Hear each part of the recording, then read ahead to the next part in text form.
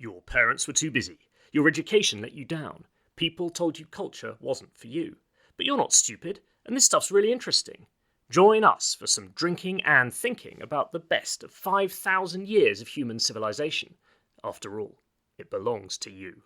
It certainly does, and I always think with academics that there is nothing so stupid that academics haven't believed it. But they're not thick. They just have no common sense whatsoever. Just take history for example. 150 years now since academics have been saying that history is all about control of the means of production and the socio-economic conditions. Geographical, and I think okay, sure, there's a case to be made for all of that. Obviously important stuff, but at the end of the day, people are people. They always have been. And in the old days, history was about what people did, individuals and groups. You've hit the nail on the head. There used to be a view that history was shaped by great men, people making, and they were normally, and the decisions they made, the actions they took, shaped history in a fundamental way. Later, there was a sort of view that it was essentially socio-economic conditions. It was Marx. It goes back to Marx. Yeah, You've got a lot to answer for that. But what I mean is... He's a big drinker, though. Big beer. What I mean is that, essentially, sort of the subtext is that if it wasn't that those people did certain actions, other people would have done them. That is to say that human beings were sort of like swept along by a tide of history. And as you say, it goes back to Marx, it goes back to Hegel before him. Yes, yeah. And this idea that sort of history has a sort of destiny, which is an idea we've talked about, I think, before, where, there's this idea that, history necessarily is progressing. There's a weird myth we have in the 21st century, late 20th century, that, we're getting better. Yes. That's why people always seem so angry in political debates. Well, why is my standard of living worse than it was before? Or why was the standard of living worse during the Black Plague than it had been 10 years? The Greeks would not have been surprised by this. The golden age is over, guys. Get with the programme. The anger I think people feel is because they're they have an unconscious, unrecognised sense that things should be progressing towards the better. Right. Now, with this history, when they teach history, that means that in school curriculums, like if you're listening in the UK, there's a national curriculum. Talk to my people that I know now who are younger than me, and people younger than you. Yeah, some of them. I work with some of them sometimes, but they don't seem to know anything about kings, the order of the royal families, even, for example, the order that the Vikings and the Romans came out, massive historical periods, because it's not taught like that, because it essentially that's too thematically. Yeah, that's exactly. And there's an agenda there, and there's a sort of Marxist-Leninist underpinning, but instead now people sort of learn about themes and medicine and social development, which is really, really important, an interesting way of looking at it. But actually, when we look back on the historical periods and some of the stuff we're going to look at now, absolutely, particular individuals changed history. It completely did, and I don't know how you could possibly deny it. And also groups of individuals. They haven't read any of this stuff. Well, they obviously haven't read it. No. Well, they should listen to this podcast. Bloody academics. So the first historians did not have this problem, right? They knew that it was all about people, that the history of humanity is the history of humans, and that people are people in every part of the world, in every period of history. It's, if you ever read a boring modern history book, put your prejudices to one side and pick up the very first history books written, and they'll blow your socks off, basically, because it's quite a hard sell. I think you got me into the Romans and the first century BC, and you were absolutely right. And I've got the bug. Well, I hope I've managed to give the bug of Greek history, and particularly the 5th and 4th century, to you, because when you pick this stuff up, it's a hard sell. So, 600-page book of Greek history. Yeah, I have to say, the reading for this week was quite daunting. What is interesting is we are back in the period that we've been in for a while, and we keep all of these things we've talked about when we're talking about theatre, right. and we'll come on to talk about philosophy. They're all happening at the same time. So there's this amazing flourishing of human civilization all taking place with people who knew each other. Yeah, people drank together, literally. So some of the great people we'll talk about today have been good friends with the people we've talked about on other occasions. Right. And so it's all happening at the same time. One does wonder whether... I think they were conscious that they were living in such an age. I think a few years later, I've just actually been reading for fun a really good book called The Memoirs of Hadrian. It's a novel. Great, that. Yeah. It's absolutely fantastic. It's really good. Obviously, it's called bringing on a bit of a midlife crisis. Yes, yeah. But of course, there's this very conscious that the Emperor Hadrian is looking back, going, actually, we're not as good as we were. Yeah. It's the end of the great race. Yes. Yeah, we'll be all right. We're competent, but we're no longer. Yeah. We look back at what people were doing, and that's not just like, everything was better in the old days. Genuinely, things were better in the old days. Right. And the period that we're going to talk about today literally bridges the pinnacle, if you like, of this amazing period you've just described, and then describes in horrific detail how it all starts to go horribly wrong. And there's something quite compelling about that story as well. So before we start, let's actually orientate ourselves. Yeah. We've talked about, we're a long way after the Epic of Gilgamesh, which we knew was right at the beginning. Yeah. We know that when we talked about Trojan War last Yes. time, that it was a book written at a certain time about events prior to that. Yes. So take us through a timeline of where we are. After Troy, we had the Bronze Age collapse. We talked about it in the previous podcast, and then there's a big Dark Age, and it is a dark age. People lose writing. People stop living in cities. Dark shit is going down. It goes on for hundreds of years in Greece, and then the Greeks start to pick themselves up again, and we get What towards... sort of... Give So, us so some dates. Homer's. I think we decided was writing in sort of the 700s BC, maybe something like that. Now we come forward to the 400s BC, Yeah. and this is where we get to the pinnacle. But as they climb back out of this Dark Age, they are attacked by the Persians, and absolutely massive war results. But you talked about Gilgamesh. I mean, the thing that's fascinating is if history is about 5,000 years old, we say that in our intro.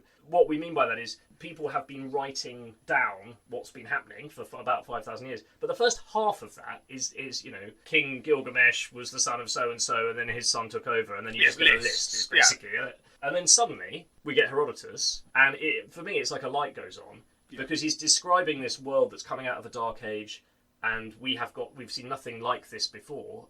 And it's completely comprehensible to us, and it's full of individuals and humans, who have desperate desires and do stupid things, and something seems to happen where humanity becomes aware of themselves as individuals, rather than, if you like, kings and those that they ruled over.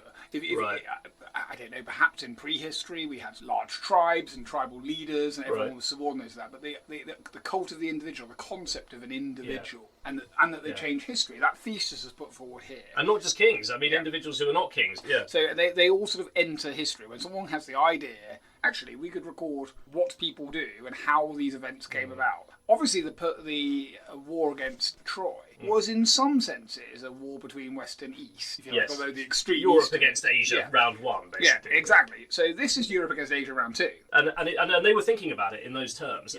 And what's fascinating, so like Herodotus starts this very first history book ever written. This guy Herodotus from Halicarnassus, and he says, Herodotus from Halicarnassus set down his researches to preserve the memory of the past by recording the astonishing achievements both of the Greeks and the barbarians, by which he means everyone who's not a Greek. Yeah. Do you know why they're called barbarians?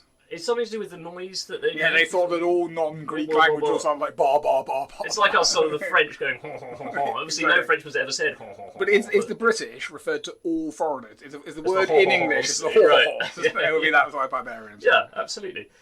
And how did they come to fight each other? He says basically it all started with a nice bit of wife stealing. There's a lot of wife stealing so far. I mean, the whole Trojan War was a wife stealing. It's all kicked off with Helen, and we've also had, of course, the beginnings of theatre.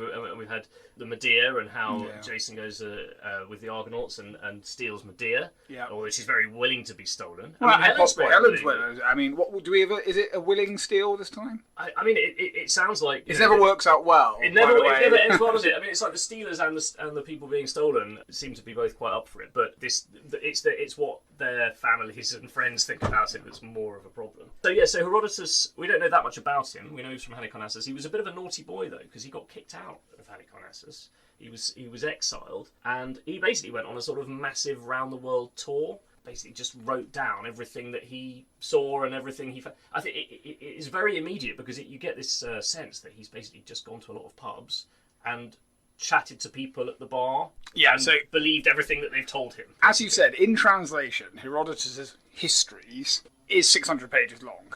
It is all anecdote. Yeah. I mean, don't get me wrong, it's scurrilous, it's fascinating. We use the word scurrilous a lot because history is scurrilous and interesting. Yeah. But as you say, it seems like I've heard this story in the pub, and it will sometimes at other times go, of course, someone else took a different view. And then he'll judge which one, but I reckon this person was telling and he the usually truth. gets it the wrong way round, doesn't he? So he'll say, well, the Greeks say that actually the Persians invaded because of this perfectly plausible theory, but the Persians say it was all because of this wife stealing. I believe the Persians on this one, because but it's wonderful, and but at least he tells you what the other story is, right?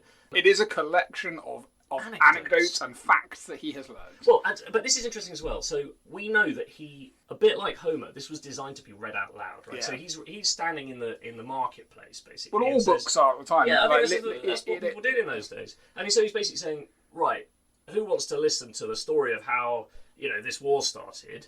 And then people will, chuck some money in the hat, basically, and say, oh, tell us the story of, the battle between the 100 Argives and 100 Spartans or something. And he says, oh, I've got a great story about that. And it reads like that, doesn't and it? I think there's an argument that therefore picking up Herodotus and reading it as we did for this...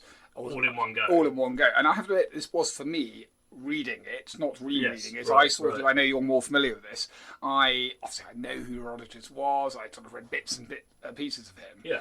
But as I say, I think it could be quite a daunting book if you try to do it like that. But actually, you can just jump in and read a bit. It's designed to... I totally agree. And presumably his original audiences didn't get it all. I mean, goodness knows how long it would have taken. It's like those people who read the Bible cover to cover. Right. It's not what it's designed to be read like that. No, I think that's right. But it is designed to be immediately entertaining in every part of it. Yeah. So...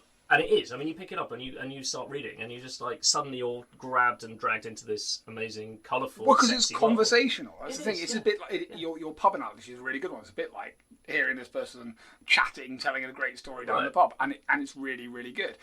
And he's the first person to do this, and it covers an epic sweep of things. You made a really good point about the telling the story of the Greeks and the barbarians, because what's really interesting in all the histories that we're going to look at today is that they are very even-handed. He's amazingly even-handed about the quotes barbarians, and he's been in the pub with them. He's been in the pub with them, and he likes them, and he's interested in them, and I think that is, it's so human, isn't it? People have said it's not just the first work of history; it's also the first travel book, and it reads like that as well. And I think your point about you can dive in anywhere. It's like the first 300 pages are all just a series of digressions, basically. That you say, right, I'm going to tell you this story of the Great Persian Wars where the Persians invaded Greece.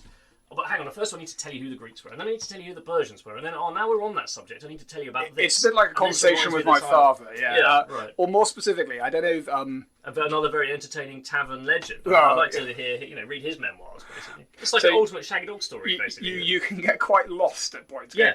If you want it to be like going down the pub, yeah. and listening to a great story about the beginnings of Europe, essentially, and then leading up to this war that we fight against Asia, right. which obviously the book covers a huge amount, but that's the bit I think that most people are really interested now. Yes, yeah, and you could start with that, but I think you'd lose a lot because you'd lose all the colour in the first half, which kind of I think it's quite well structured in a way because you get all this digression inside a digression inside a digression, and then when you come to the start of the war, it all of those strands seem to come together. I see your argument. I think if you found picking up that book quite daunting, and you didn't like the especially if you're not used to reading things which are stories and stories, you could do a good old Star Wars one where you start with the war, cut straight to the war, in media res, and then crack back. Yeah, and all you need to know is it's all started with wife stealing a few hundred years earlier. Stop with the wife stealing, okay? It's just going to lead to trouble. So he talks a bit about the Trojan War and this sort of semi-mythological wife stealing, but then he cuts to what was for him more like the present day or closer to the present day, the period just before him. The Trojan War was about 600, 700 years before him? He's centuries later now. But so they remember it dimly, but now he's starting to talk about the more historical bits, if you like. And he says, okay, that in more recent times, the first person from Asia who attacked the Greeks was Croesus. King Croesus, king of the Lydians, and people, today we still remember Croesus. We say Richus Croesus. And I think the reason we did that is because Croesus, the Lydians, he was king of the Lydians, which is basically modern day Turkey. They invented coinage, so they're the first people who had coins, and it was the same as today. The king's head is there on the coin, and you can see them in the British Museum or whatever. And King Croesus, he just comes across as such a legendary character in Herodotus, right? Such a likeable guy, but also a complete wally. But the first thing that Herodotus does, because he loves digression, he says, but hang on, before I can tell you about Croesus, I've got to tell you about his great-great-granddad, Gyges, who's another absolute hero. And we're going to come to him later as well. And we're going to meet him, amazingly, in another podcast. Because everybody knows everyone. Everyone knows everyone, right? It's a small world. So Gyges was obviously a bit of a bad boy. The story that Herodotus says is he became the king of Lydia in the following way, and it's lovely. He says that the king of Lydia at the time really fancied his own wife. And Herodotus seems to think it's a slightly sort of odd thing. Why would you... So he asked Gyges, who's just a kind of guy who works in his court, he says, look, tonight, come and have a look at my wife. She's gorgeous. If you hide here, just behind the door, she'll come into the bedroom, she'll take her clothes off and you can have, cop a really good look. And then you'll agree with me that she's absolutely I mean, stunning. some people are into that. What? I mean, he's basically so into his wife, he wants other people to... It's a kinky thing, isn't it? Yeah. I know. Well, but it's funny to say that, because... But the beginning of all the work we're going to look at today, all the events happen was a kinky sex It's thing always a gone kinky wrong. sex thing that goes wrong. But it's funny because I actually had a colleague once, a very senior colleague, who had the same problem, right? He fancied his own wife so much that he asked a junior colleague who was based on a kind of extended work experience, they were staying in some business hotel, and the wife was staying too, and he said, look, after dinner tonight, come upstairs to my room, I've got something to show you. And he did exactly the same thing. He did a Have guy. you read He did a Herodotus? Digest. I don't know. I mean, who knows? Maybe he did. And his wife was lying there, back to the door, completely naked. And then the work experience guy was like, "Well, I don't really know what the careers advisor never told me, never prepared me for this moment. What do I say?" And he sort of mumbled something about, "Well, jolly good. You're a very lucky 10 man, out of sir. 10. Yeah, exactly. He got the job, I'm pleased to say. So he obviously said the right thing. But what he didn't do was what Gyges did next, which I think this is marvellous. But the nice thing is that it's the Queen who takes the lead here. Fair to say she's not happy about the situation. She sees him. She sees him spying on her. Because guys, kinky games are all fine, but all participants must be consenting. Yeah. But the interesting thing is, I wonder if it's actually, maybe Gyges not the first person who's done it, because the Queen's like, immediately knows what's happened. She says, "Oh, I know what's happened here. It's my husband, isn't it, has told you to be here," which is not the first thing you would think. If you saw someone spying on you taking your clothes off, you wouldn't immediately jump to the conclusion. Well, I suppose if your husband was the king, set it up. you might think that no one would dare do it unless his permission. Yeah, maybe. But I just love the idea that maybe there was a whole load of previous Gyges who didn't do the sensible thing. The last work experience guy. Yeah, exactly. He's sort of he's in the dungeons below, and so she says to him, "Right, I feel humiliated and betrayed, but also, you know what? You're quite a good-looking guy, and I've seen you around. And, what do you think? Basically, either is off to the dungeons with you, or help me kill my husband, and I'll make you the king." Yeah, one man is going to die here. Because you've now seen me. Yeah. I'm all right with that. Yeah. But you need to commit. Absolutely. And by the way, there's some pretty good, if anyone's interested in some shortcuts, there are some very good 19th century paintings of the city incident. Right? You have Britain's largest collection of those lithographs. Yes, exactly. And I'm happy to put some of them up on the notes. And Gyges, has a little think about this and thinks, that's an interesting choice. I think I'll become the king. Let's kill him. I'll marry you. I've seen the goods. It's fantastic. And sure enough, he does. He becomes the king. And they have kids, and it goes. The succession is passed down. It's a great example of the kind of the diversion that we have. It's brilliant. I'm talking about one thing, but there's a hilarious it's a brilliant story. I've got it, and it's exactly as you say. We go back. I know we've said it before. It's by being in the pub. You got to hear this. You're not going to get that in a current, a modern academic's history of ancient Lydia is not going to have this as the first. Which, to be fair, does make this quite difficult if you want to learn about actual history. Because keeping track of when events happen. Yeah, he could have done with a chronology, I think, at the beginning. You might want an annotated notes version of it. So anyway, we get to his successor after a few generations, Croesus. And Croesus is a brilliant character, as Herodotus describes him. And he's vastly rich because they've invented coins, and he's really proud about this. Anyway, this Greek philosopher Solon comes along, and he's a sort of beardy, sensible old Greek guy, renowned for his wisdom. And Croesus says, "All right then, tell me, come and look at my palace, and I'll show you what I've got in there." And he shows him all these coins and everything, all this treasure. And he says, "Tell me, who is the happiest man alive?" And Solon says, and I can't remember the actual name of the book, but it's John. I know the answer to that. It's John Smith, who I knew back home. He had a really good life, and he was a good lad. And Croesus is not happy. What do you mean? He's absolutely outraged. Yeah. But money can buy happiness. Yeah, exactly. He's like, hang on, tell me who the second happiest guy. And then his twin brothers. Yeah. And it's really odd that. It's like, well, they died taking their mum to a festival or something because. But they were universally acclaimed. But everyone thought they were heroes. Basically, he quotes a couple of perfectly normal, ordinary people who Yeah. had good lives of happiness without worry, where everyone thought these were honourable, decent, happy. And it's not the answer that Croesus. That is not the answer. He's not happy at all. Everything he knows about his system is that he has to be mega wealthy in order to be rich. Yeah. Like in many ways, I think that you and I have great lives, and we're going to talk about in episode 10 what constitutes a great life. But my treasury is not currently filled with gold and silver. And I have yet to win a land war in Asia. In Asia, no, indeed, not for want of trying. Yeah, but are those things necessary for happiness? And this is the great thing, right? The Greeks are asking these questions, right? And Solon says that call no man happy till he's dead. In other words, you wait to see how it ends before we judge this. Yeah, it's a posthumous retrospective statement, isn't it? Like, I think it's a really interesting. So Croesus thinks, okay, fine. Bit of dramatic irony there from Sarah. Bit of dramatic. Which is going to show that Herodotus is not just. He's not just going, I heard this story and I've heard this story. Like, he is a proper writer. Yeah, absolutely. Like, he's clearly conceded. So if it seems conversational, that belies the fact that there's a structure and some clever things going on. Yeah, and some interesting ideas going on as well. And I think that's a good point. Anyway, Croesus decides to launch a land war in Asia, which I think we can say already, we're only on podcast 6 or whatever, it's never a good idea to launch a land war in Asia. We're going to have some more disastrous land wars in Asia later in this podcast. But I mean, guys, if you are trying to explain to your friends why you enjoy this podcast and you go, what you've learned from it, and you can't really remember, like, look, the history is scurrilous, it's a bit dirty, it's a bit filthy, and it's really interesting.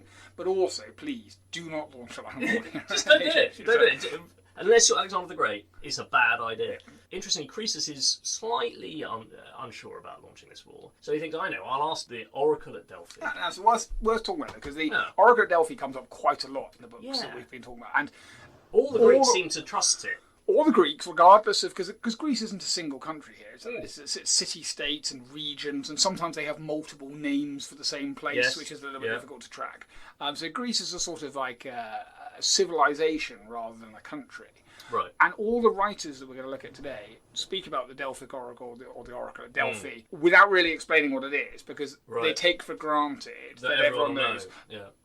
Should we just talk about the Oracle at Delphi? It's really interesting. Sure. And by the way, I mean, if you ever get a chance to go to Delphi, it is stunning. And I've never been. It's in a most beautiful valley and all mountains, and basically it was a kind of sacred area to all the Greeks. So they didn't fight there. It was like there was a kind of permanent truce around Delphi, as far as I understand it, and people would go there. It was a religious centre, basically. There was some prophetesses. Essentially, it was a female priesthood called the Pythia. Through what seems to have been inhaling smoke, volcanic smoke mixed with herbs, they went into a trance, and where they then gave out in hexameter verse incredibly unclear advice. It's like the mystic Meg of the day. The thing is, they took it absolutely seriously. But essentially, they believed that the priestess there could give an oracle which would predict the future, and that they could use that to take advice. But it wasn't clear. It wasn't, you invade Asia, you're good. It would be something about a sheep lying down with a after seeing a ghost. What will happen? And then they go, okay. And they're either really happy or really sad. And then it describes how they have an argument. And go, well, what the fuck was that? Like, what does that mean? But it's central to their political decision making. It's a great way of making decisions. And also, you just think, did anyone ever just say, I want my money back? Couldn't you? I just wanted yes or no. Invade Asia, yes or no. Don't give me this. If you invade Asia, a great empire will be destroyed. We talked before about we've talked about how the Aeneid. I can't remember if we talked before or it was after. No, we have.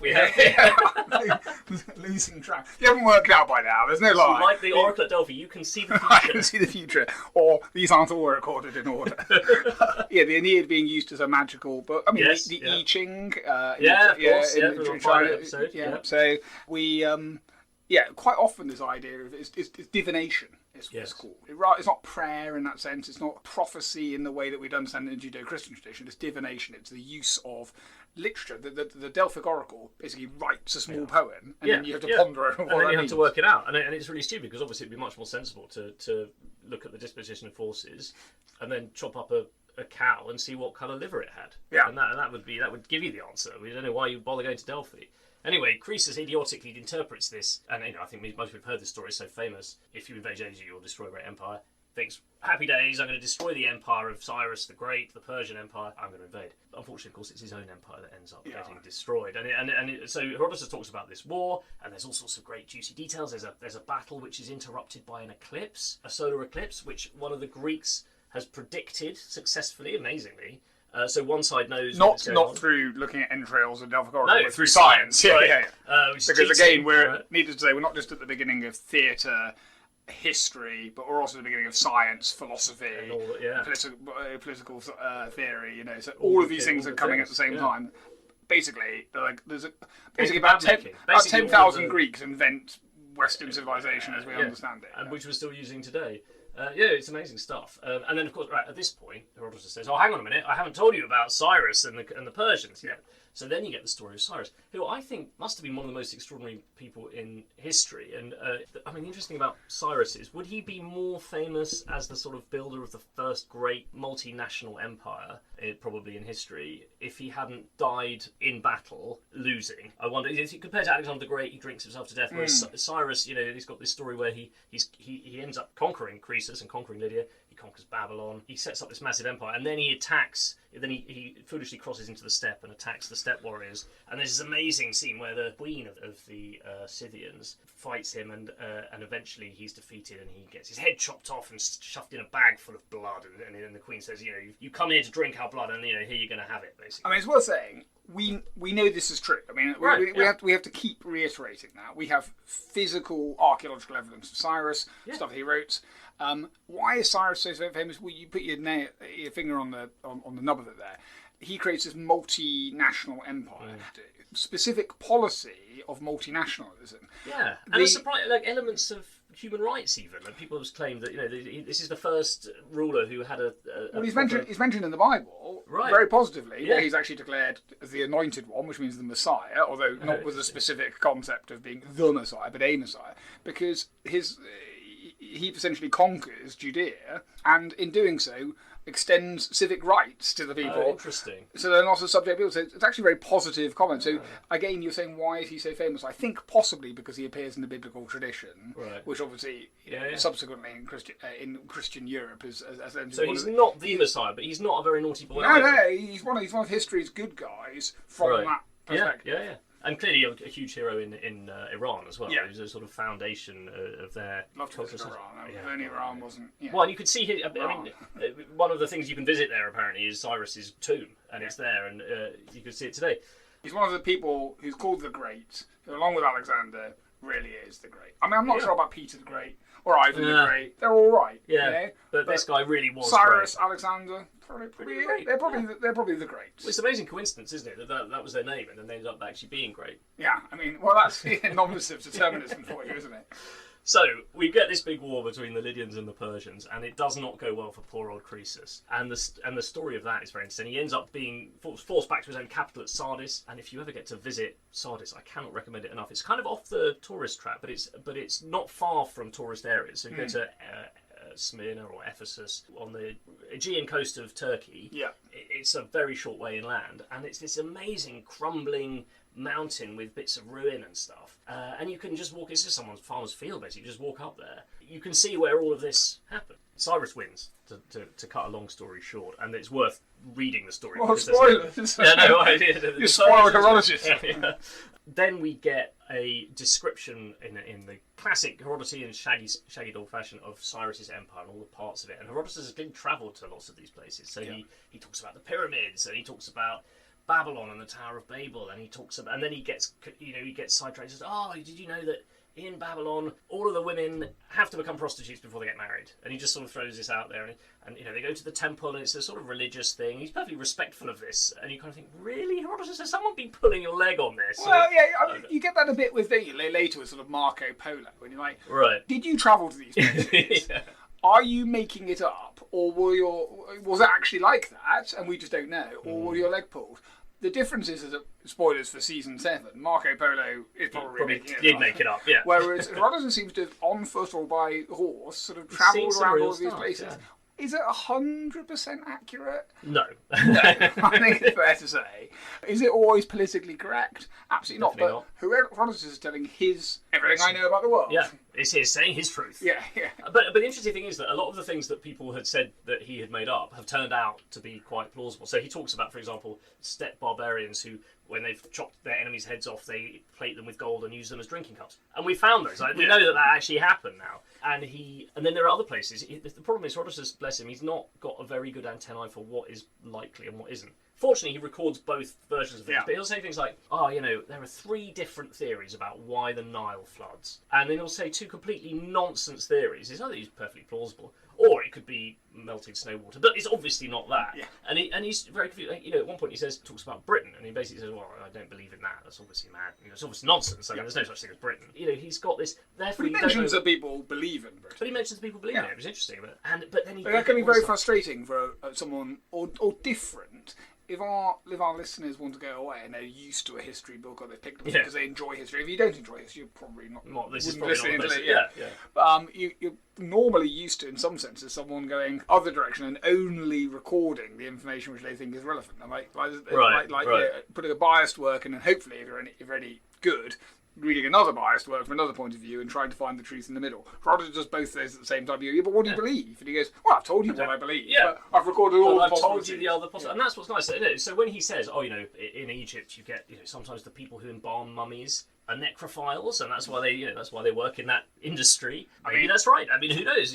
I think I might have spoken before about the very odd. I mean, there's quite a few undertakers around here, and one of them prides themselves on being an all-female thing. And and they sort of have pictures of the undertaker women that sort of like glammed up, and their slogan is like a woman's touch. That is a weird marketing thing. I don't pay extra for that. When I die, I want my body manhandled and embalmed, but only by women. Because So there you go. As Solon would say, call no man happy until after he's been embalmed. Yeah, by an all-female team. But do we believe, for example, as Herodotus seems to do, that in India there are giant gold-digging ants, and all the people just have sex in public all the time? But he talks about other things, like you talk about pygmies and Amazons and armies that have marched out into the Sahara, and there's been a sandstorm and they've been just covered in sand and lost. All these amazing things. He talks about picking up stories he's heard. He's clearly the heard problem that, is that you're then also picking up folktale. Yeah. And his ability to scrutinise between them. But it's not that most of what he's saying is not true. It's just that some of it is. And you don't know what. And because some of the stuff he's telling which is true is so amazingly unbelievable, it would be great if the other stuff wasn't there. Right. I think he undermines himself a little bit, doesn't he? I mean, you get the classic story of someone who ends up being served their own son in a pie. And he has to sort of gobble it down, and because. But that's a well-known trick. But that's perfectly possible that did actually happen at some point. Well, you see it in like Game of Thrones at the moment, and it comes from Herodotus. Yes, but, I mean, I think the G.K. Chesterton, for example, is always like talking about. He gets very fed up when people say that the story of William Tell is made up because it seems fantastical. It's like, well, I don't understand why it's less fantastical that a man could come up with the idea of shooting an apple off the top of someone's head than someone might actually do it. Like, they both involve someone having the idea. Right. So the thing. And in those days, you didn't have human rights until Cyrus comes along. You don't have human rights. You've got a whole bunch of nutters running places. Presumably, the eating in a pie is often a folktale, but it probably comes from someone at some point going, "Hey, I've heard this folktale. I've had this idea for a folktale. Why don't we actually do that? Let's do it. And why not? And I think the Greeks also pie for lunch, that's why we got the pies in, right? I didn't think I mean, there's a battle where they say, let's not have a battle between both armies. Let's just choose some champions. We'll have one human champion each, one horse, and one dog. And then the sensible policies for the resolution of international affairs. Why not? You've got a border dispute. You don't want to have. Can you imagine if Brexit negotiations were carried out by? Bring out your best horse, your best dog, and then we'll get Ursula von der Leyen. I wouldn't want to take her on, but yeah. He talks that there's a war which is started, or a civil war that started because a man has unnatural sex with his wife and her family gets really cross about it. Yeah. Do we think that's possible? I mean, but are we presuming that we're talking about anal? It must be anal, mustn't it? Yeah. Why was that so unusual that would have caused maybe it was something weirder? Maybe because it's like treating it like a man. Yeah, maybe. But they're okay with homosexuality. It'd be fine if it was a young boy, but you don't treat your wife like that. Exactly. Right. Or it could be things like oral. Apparently, back in the sort of 1950s, prostitutes would charge a huge amount of money for that rather than less because it was considered so unusual. Well, of course, you live in a port town. I'm not familiar with the current pricing strategy. I'm told essentially that you spend more money going up through what we would now understand as the bases. However, previously, some of the lower bases were considered to be so kinky until quite recently that they were actually... I mean, do you pay extra or less for that? You have to go to a specialist provider from your little black book. What about a goat? Because this is one of my favourite bits. This is my favourite quotes in Herodotus, where he just says, it's just, again, a little aside, he talks about some providence, and he says, oh, By the way, in this province, not long ago, a goat fucked a woman in full view of everyone. A most surprising incident. Well, actually, where did that come from? Some of the early Babylonian laws, like the legal code of Hammurabi or whatever. Hammurabi. That talks about, if a man has sex with his pig, he should be put to death. If the pig has sex with a man, there shall be no punishment. The pig shall be killed, but the man's as if rape by a pig was something which was worth basically building in. The rule against bestiality only applied if the man was the initiating partner. So clearly, the animals are wild enough that's actually worth making a legal exception for. So perhaps this is early domestication. It's some experimentation that went wrong. It's a bit like the story of the Minotaur, isn't it? It's the goats causing this. You can't victim shame the man. But unfortunately, the first history, does not record what happened to the goat. Well, yeah, I think the problem with this is that it's a hilarious aside, which sort of makes you roar with laughter. But they can sometimes be quite frustrating, these asides. Like, he's like, I literally heard a story about this area, so I need to throw it in here. And it's like, okay, but I'm really getting lost as to what we're talking about now. Yeah, it's all hilarious, but I suppose you just sort of need to enter it as a series of things which happen. I think that reading Herodotus a little bit at a time is the way to go. You dip not in. Like trying to read 600 pages in a week and other things like I was doing this week.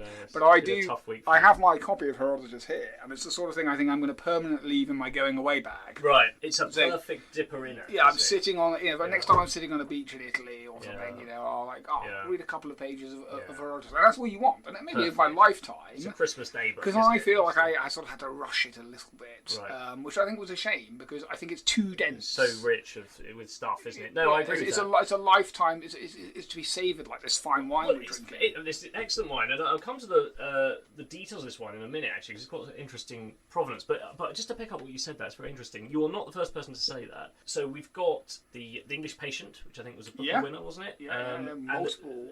In that, one of the conceits is that one of the main characters has a copy of Herodotus, so they just take with them wherever they go. The English Patient himself, I believe. And he has it read to him. Yes, I've only seen the film version, I have to say. Yeah, quite a good film, that. Juliette Binoche and Ray Fiennes is wearing some prosthetics, and Colin Firth. Yeah. It's good stuff. But there's also a great Polish travel writer, Kaczynski, I think, who did this book, Travels with Herodotus, and he just travels around the place, not necessarily to Greece or Persia or anywhere like that, but just around the world. But he has his copy of Herodotus, he's always just dipping in. And I think you're absolutely right, it's a dipper inner. And I think this is why we're saying, this is the first travel book as well as the first history book, but it's also why he is sometimes called the father of lies as well as the father of history, because a lot of this stuff just has, your bullshitometer does sometimes, which I think is harsh, because he is the first person doing this. Yeah, there's no template. He's making an attempt. Previously, we just had lists, or outrageous propaganda, or poetry. Which might retain historical events, but they're making no effort to get it accurately right. Yeah. Notwithstanding, he's trying. Book 2 of the Iliad, Catalog of Ships. So he's gone. Actually, I'm going to write a history of human civilization, by which I mean the area I'm basically from, or anywhere I've travelled to, on the level of the individual people. Yeah. And the policies and what happened to them and how things came about. Interesting.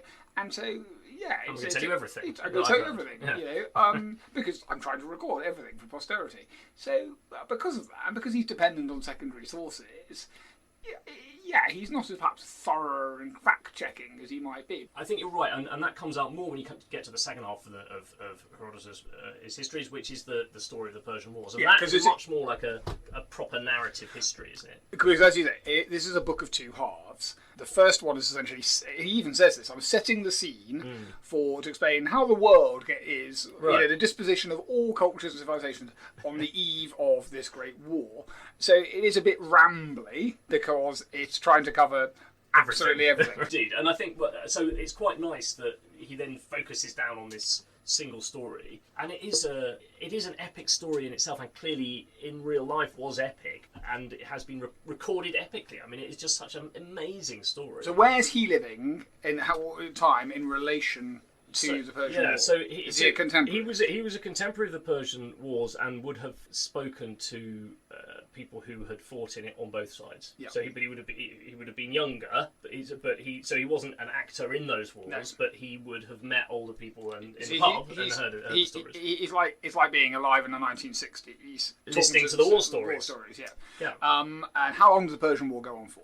So, well, it depends how you count it, basically. And this is when we say the Persian War, it's also known as the Greco-Persian War. It's the war between the Greek states collectively, although some of them are on different sides at different points, and the Persian Empire. Yeah, and so basically what happens in 490 BC, the Persians have conquered everywhere else by then, and we're on to Cyrus's, I think it's his grandson-in-law, Darius the Great, sends an army and says, well, there's Greece as well, let's have that as well. Sends an army across, and to everyone's amazement, it lands in Athens, lands at Marathon, which is where we get Marathon, the name of the race from. And the chocolate bar.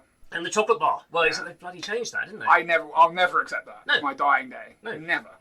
The Battle of Snickers. What the fuck? And the Athenians managed to win. They beat off this. Which was a massive.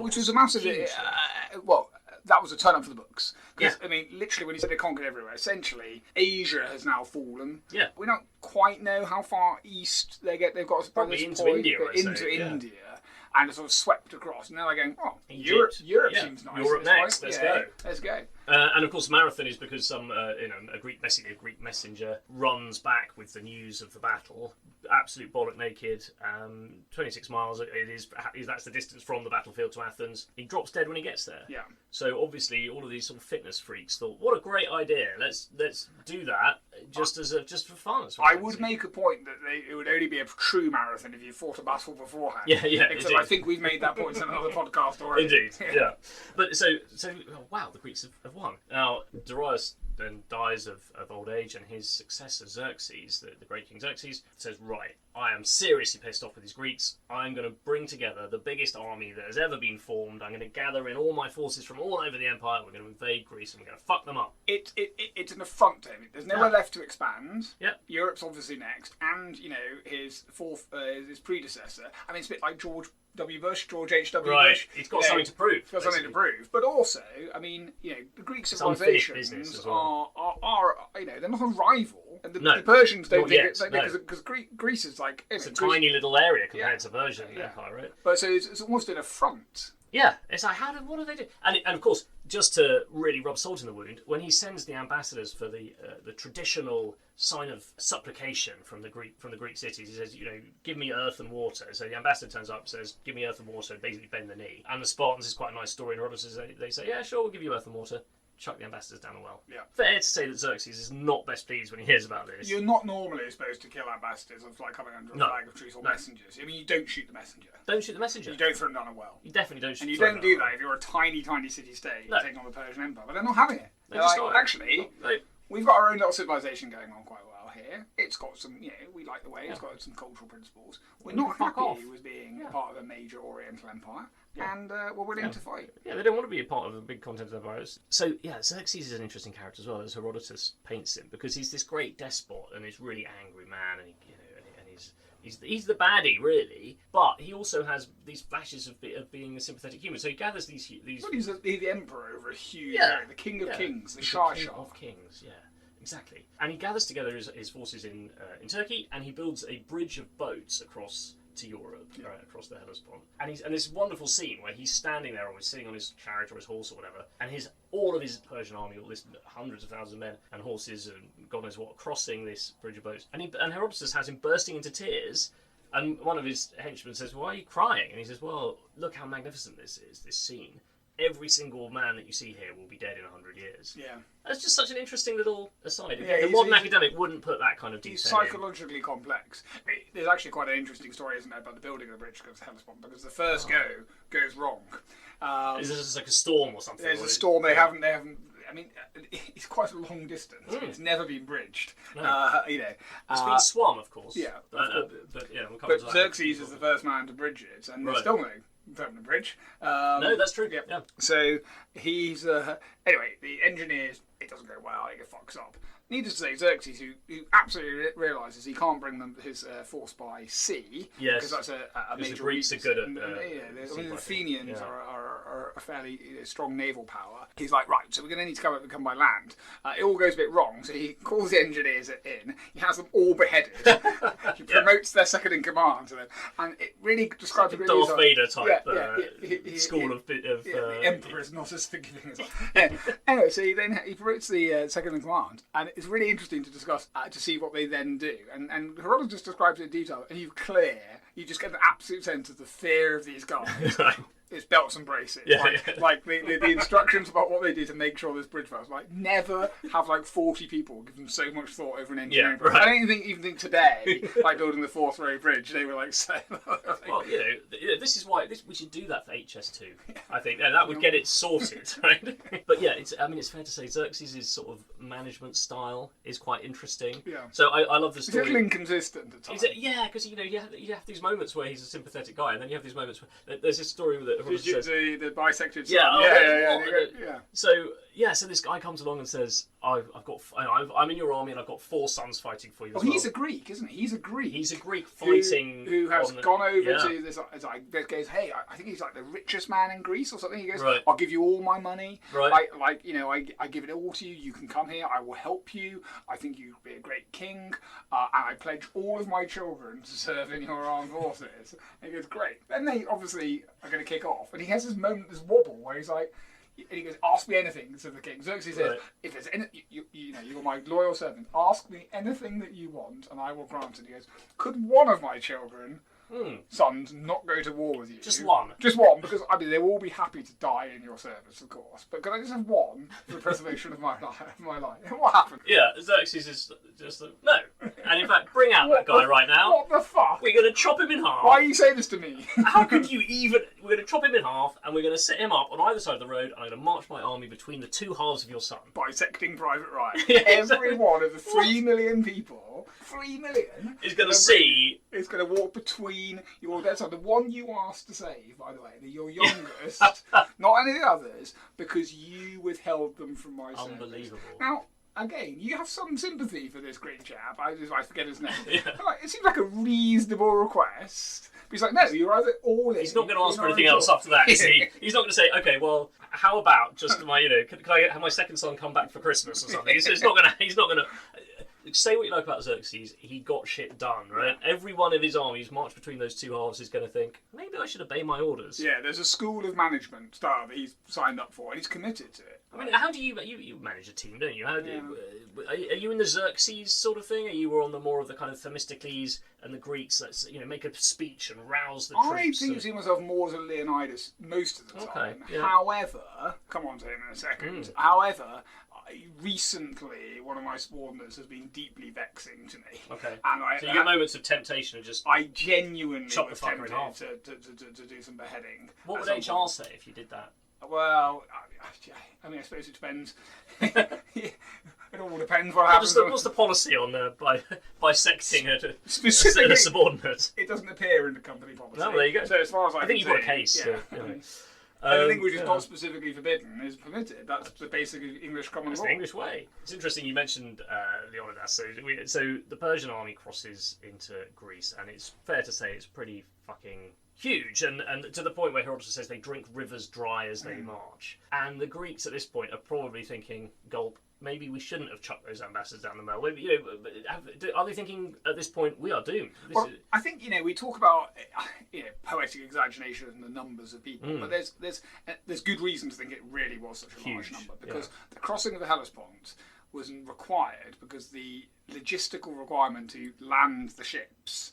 You couldn't ferry that many across. You couldn't ferry that many people out, and there wouldn't be ports large enough to take that people. So we certainly know that the army is large enough that Athens and all the other conquered areas would not be sufficient to receive. Right. They're not messing. He's not messing around.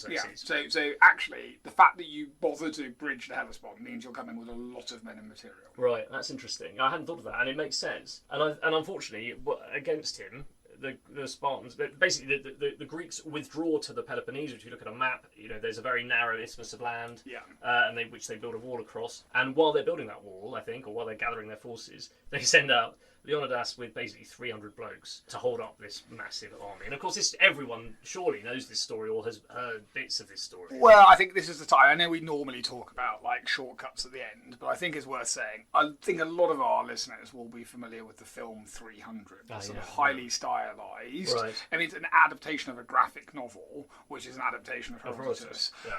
It's highly stylized. I mean, it's an amazingly shot and gorgeous-looking film, and is, I would say, 95% accurate to Herodotus. Right. I'm not entirely sure they all fought with their armour off, but there is certainly a scene in Herodotus where Xerxes' spies look and notice that they've got their shirts off and they're combing their hair and stuff. Yeah. I think they probably put their shirts back on before going into battle. But would they have not fought completely naked? I mean, I've seen the paintings of this. So the thing is, people will be quite familiar. That film is essentially taken from Herodotus, the story of the 300. Although it is worth saying that whilst the story of the 300 Spartans is great, there were actually another 1,700 people with them. Yes, no one talks about that. Yeah. They were sent away at the end. So the very last bit is just the 300 Spartans. Yeah. But it is fair to say there were more than 300. But you're still talking about 2,000 people versus... against this 100,000 or more. Well, I mean, Herodotus says 3 million. Right. But we're certainly talking about, I'd say... probably six figures. Yeah, many hundreds of thousands. And it's an amazing story, isn't it? And you get all this sort of famous lines. But they hold them off for a bit. Yeah. Well, long enough. They hold them off for long enough for the rest of the and they know they're not going to be that successful. Yeah, that's the thing. Essentially, very early on, they realise, you know what, this isn't going to work. We're just buying time. And that's when Leonidas sends the other 1,700 home. He goes, all we need to do now is to delay. You go back and make... And the fact that we stood here should rally this pass. Because there are... I mean, some people are genuine... Some of the Greek states are actually going, maybe we should just make a peace. Like, well, Thebes has joined the Persian side. So, but I just love the laconic way that they talk. So you get this this inscription that they left on the tomb of the 300, and it just says, "Tell them in Sparta, you who've read, we obeyed our orders and are dead." Yep. That's it. We did our job. Yep. It's inspiring stuff. Have you been to the past of Thermopylae? No, I'd love to go. We should go. Love to. We would. Yeah, we should do that. Yeah, we should definitely go. I'd quite like to go to a marathon as well. I'm not bloody running back. Yeah. And if I do run back, I'm not doing it naked. What's really interesting, isn't it, is the competition between the different Greek city-states, which really kicks off about sort of 20 or 30 years after this, where you have Sparta, Lacedaemon. Yes, Lacedaemon, which is how it's also referred to most of the time in Herodotus, which is a little bit confusing. Yeah. And Athens, which everyone sort of knows about Athens, and then their sort of rivalry. Athens is predominantly a naval power. You're right. And Sparta is predominantly a land force, and that's why it takes them so long when we get onto it. The Peloponnesian War for them to sort of sort things out. What is interesting is the defeat of Xerxes, having even already come over, is predominantly a naval. Yes, and I have been to Salamis, which is where the naval battle. So basically, there's these narrows at Thermopylae, and then there's a narrow bit of sea as well, which the Athenian navy is holding, and fights a similar sort of rearguard. I just find that so interesting because obviously I've got a naval connection myself, but we think of the naval battle as being a lot more further forward in time. It's very easy to imagine getting a sword, marching across the land and hacking each other. But the idea of sophisticated naval warfare, I mean, we see it like with Augustus's defeat of Mark Antony at the Battle of Actium. Quite a lot of major events in the ancient world are decided at sea. Yeah, absolutely. And this is the amazing thing, right? So we talked about the Delphic Oracle. So the Athenians, once the pass is lost and the Persians are bloody coming, the Athenians are on the wrong side of the isthmus of the Peloponnese. They're on the wrong side of the wall. They're on the Persian side now. They've got nothing. There's no other defences left except the defence of their own city. So they think, right, what do we do? What do all sensible strategic thinkers do? Let's send someone to Delphi and say, what the hell should we do, right? Let's ask the oracle. And the oracles, instead of saying, do this, do that, typically gives a bit of a poetic answer. Look to your wooden walls. Yeah.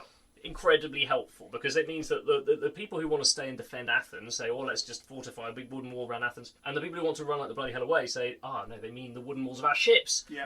And so Themistocles, who's the sort of leader of the Athenians at this stage, he basically says, right, we're going to get everyone out, evacuate. It's quite amazing, really. Evacuate the whole city, the population, move them over away from mainland Greece, and then we'll get everyone who can fight onto the ships and we'll fight a big sea battle. And they fight it at Salamis. Spoiler alert, they win. Yeah. And he, through brilliant sort of tactics, they managed to win. And of course, there is a film sequel. I can't remember what they call the sequel of 300. It's like 302 or something. I don't know what it is.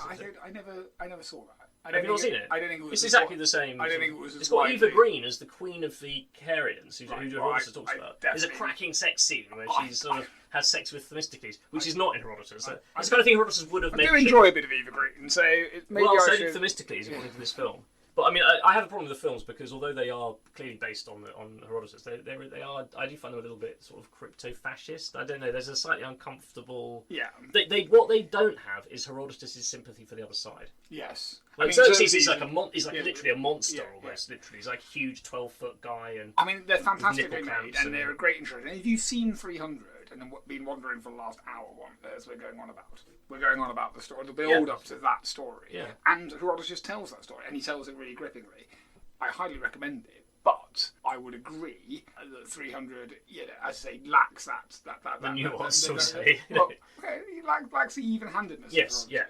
No, I think that's right. And then Xerxes has to retreat back to Asia. He leaves his best troops, but he takes most of his men with him because he's been defeated at sea. He can't supply them anymore. And then the Greeks come out from behind the wall of the Isthmus, and they fight a final big battle at Plataea, and they win. And it's a great victory against the odds, shall we say. And Herodotus says the reason why the Greeks won is because they love freedom and they were inspired to fight hard, whereas all of the Xerxes army, they've been inspired by the school of management.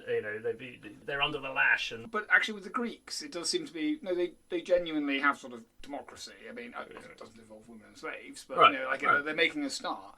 And of course, the Greeks are, as we kept on saying, they are not a single country, they're not a single government, but they are united in a civilization which tends to think. Actually, we don't want to be part of an empire. We like doing our own thing. In fact, they're not even really sure about having colonies and stuff. Like they have some out, and then they all become independent. They think of the city as the natural size. Yes, it's interesting, isn't it? Group. Yeah. Certainly in this era. Yeah. So it is interesting. But I mean, I think what's clear is that actually the concept of Greek culture as a thing and a thing worth protecting and a thing that really is reaffirmed, strengthened by this amazing victory.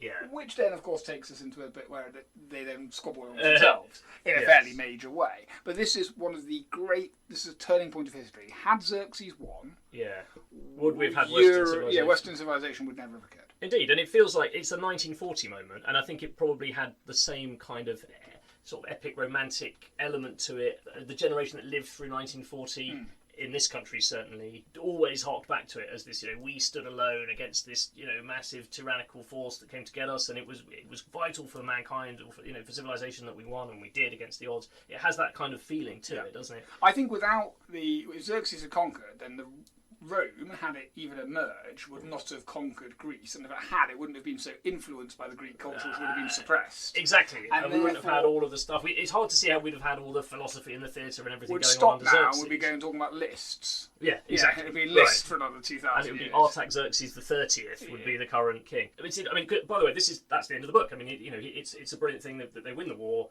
And that's it. It's a perfect ending. It feels like Return of the Jedi. Ewoks are dancing. Everyone's happy. Although, as you say, and that had just happened. It was only about 20 years before he was writing. Yeah. So everyone's still really excited about this. But I just pick up your point about, unlike the films that people might have seen, he's sympathetic to the Persians as well, and there's this little bit of kind of cultural relativism about it. So he says all this stuff about the Greeks love freedom, but then he also says there are other people who think that totally different things. And for example, he says the Greeks think it's disgusting, the idea of cannibalism. But then he says, there's another tribe over in India or somewhere where they think the idea of Greek burial rites is completely disgusting. Of course you eat our ancestors when they die. That's, of course you eat your family, your parents when they die. You wouldn't let them be thrown into a hole. You wouldn't want a dog or a worm to eat it. What's wrong with you? And Herodotus sort of reports that in a kind of, I don't know which is better. It's almost like cultural relativism. Yeah. Right. So here's surprisingly modern, taking this view that actually, in all these different stories he held and all these different, people he's encountered, he just goes, actually, they're all, they've all got their interesting takes on things, even the Persians, and he does, in writing this work, and in the work we're going to come on to, after our break, both of them do sort of have a view of writing a book for history, for the ages. Right. And so I think that does inspire them. They are conscious of doing a great work. Right. And that inspires them to be even-handed. That's interesting, but his audience surely was Greek. That's what I don't understand. Like, was it? I mean, he travelled really widely. Maybe he did this in marketplaces. And remember, in Persia as well. it's really easy. I think we might have spoken before about cultural appropriation, which I think is a stupid idea because it rests on the idea that culture has a boundary. Right. There's no Greece and Persia. They're fuzzy definitions. There's a huge amount of stuff in the middle. And there's stuff to learn from both sides. Well, there's a huge amount of area. Like, there isn't a line you cross when you stop being in Persian, where is the border? Persian culture and then you go in Greek culture. You've got all the states in Asia Minor, which are Greek colonies, which come under Persian influence, sometimes want to be under Persian including influence. Halicarnassus, where he comes from. Yeah. So, actually, there's much more understanding that the world is essentially a spectrum. Yes. There are little plots of different ways of doing things, and they all intermingle. And people do weird things, like in Persia, they wear trousers, and we think that's really weird, and they don't do naked gymnastics, but each to their own. Yeah. If an important decision is to be made, they discuss the question when they are drunk, and the following day the master of the house where the discussion was held submits their decision for reconsideration when they are sober. If they still approve it, it is adopted. If not, it is abandoned. Conversely, any decision they make when they are sober is reconsidered afterwards when they are drunk. We're back from our break. It is hot. Yeah, it is hot. Yeah. Should we paint a scene? So we recorded these in various different spaces. We're in a shed. We're in a shed. We're in a shed on the hottest day of the 50 year. fucking degrees. So we've obviously got a fan. But we can't have it on while we're recording because this is for you, listener. Yeah. But we're sitting. We're sweating it out. We are sweating out like a couple of fat Russians in a sauna, basically. We've known each other a long time, but as the clothes start to come off, I'll go get some towel. More intimate. Yeah, just talc. That's what we need. And a shitload of talc in here. You could crack an egg and fry it on my balls. Anyway, where were we? Xerxes. Absolutely not. Do you know how many forests he chopped down to bridge the Hellespont? He didn't worry about that. It wasn't sustainable. But he lost, the fucker. He absolutely lost, right? So this is where we left off. We got the beginnings of history. Herodotus tells the story of the Persian Wars. The Greeks win. Hurrah! The end of history, sure. Yeah, it's the end, right? Everyone live happily ever after. Yeah, that all starts to unravel, doesn't it? The Persians have not gone away. They've just gone back to Persia and they're a bit pissed off. Meanwhile, the Greeks, who have managed to come together and stop arguing. I don't know if you've ever been to Greece, but you can see this in still, people say, the modern Greeks still related to the ancient Greeks. You go into any square in any little village, town or city in Greece, and there'll be a bunch of old guys sitting in temperatures not dissimilar to what we're experiencing now, just having a massive row with each other. Have you ever seen that? They're really argumentative people. I mean that in a good way. So I have to admit, I have never been to Greece. Have you not? No, I've only been once. Obviously, I mean to, and we need to go to Thermopylae. Italy, lots. I mean, as you probably worked out over the episodes we've been doing, I'm mainly the Roman guy, more the Greek guy. But even I have only been once, and it was 20 years ago. But the weird thing, isn't it, where if you do a poo in Greece and you wipe your bum, you can't flush the loo roll into the loo. You have to put it in a little loo roll bin that lives next to the loo. And obviously, the weather is hot, and I'll tell you what, that is a challenging. And also, they've got I love Greek food, right? But it takes its toll after a while. It has an impact. I wonder what the Persians thought, actually. Whether this is the bit that maybe they didn't get into. Did the Persians have indoor plumbing? No, they wouldn't have done, would they? I mean, the Romans did, didn't they? That's why it's the greatest civilization. Yeah. There's the sponge on the stick. Sponge on the stick. And you can pass it around. Are you done with the sponge? Well, I brought my own one, thank you very much. Again, I've known you for a while, but come on. Anyway. Do you think people would carry their own sponges on a stick? I think I would have done. You would have done. Didn't you famously never have a poo in your entire time at school and always go home? I've got a friend who has never done a poo in Liverpool, but he's married to someone from Liverpool. And so they go there a lot, right? He stays and stuff. And basically he got to the point where he had to find a way of doing it. But so he went, there's one nice hotel in Liverpool. I mean, it's not that nice. Can you not just go further towards the Wirral or I don't know. I think the whole of the north is a problem for him in terms of defecation. So, but he goes into this hotel and he basically buys himself a cream tea or something. Yeah. And then goes and does the business. When I was in Morocco, I went on a school trip. This is a horrible story. No. We have to hear this story. It's not that story. It's what happened after that story, so that never had to happen again. We'll get to the story at some other point. But the point is that we realised that there was a hotel in that village up on the mountainside, and that they were willing for 15 dirham or whatever it was to let people use the shower because they had a sort of an understanding that people would come in backpackers and would want to use their showers. This is understanding. It's probably their business model. They're the ones who stole the loo roll in the first place, knowing full well. Well, the thing is, it wasn't a loo roll, of course. Right. but what they do have is showers, and the showers are in similar areas as the toilet. So we quickly worked out that for 15 dirham, you can go in, do the business, and then essentially body wash yourself. It wasn't like using a bidet; you just get into the shower. Works. And I think that's fine. I think that's clean. Well, I wouldn't say it's ideal, but it's I think that is ideal. better than a sponge on a I stick. think so. That's I think you need both. I think it's ideal. So the current, we've been talking about the war between the East and the West. So you genuinely think that washing your entire body with soap and cleaning yourself off is less ideal than using No, I didn't paper? say that. I have a Herodotian even-handedness here. I think you wipe your bum with the paper and then a full body wash. And I do that every time. Well, of course, that would be good, but I think it's absolutely okay if you're just use the shower. It was air conditioned hotel. It doesn't bear thinking. Basically, I spent all of my spending money On using post the toilet. Yeah. Anyway. Xerxes. So, right, the Greeks, the Persians have buggered off home. The Greeks start arguing amongst themselves. Now, there's a lovely story that Herodotus is telling these great stories that he's written in the marketplace to a crowd.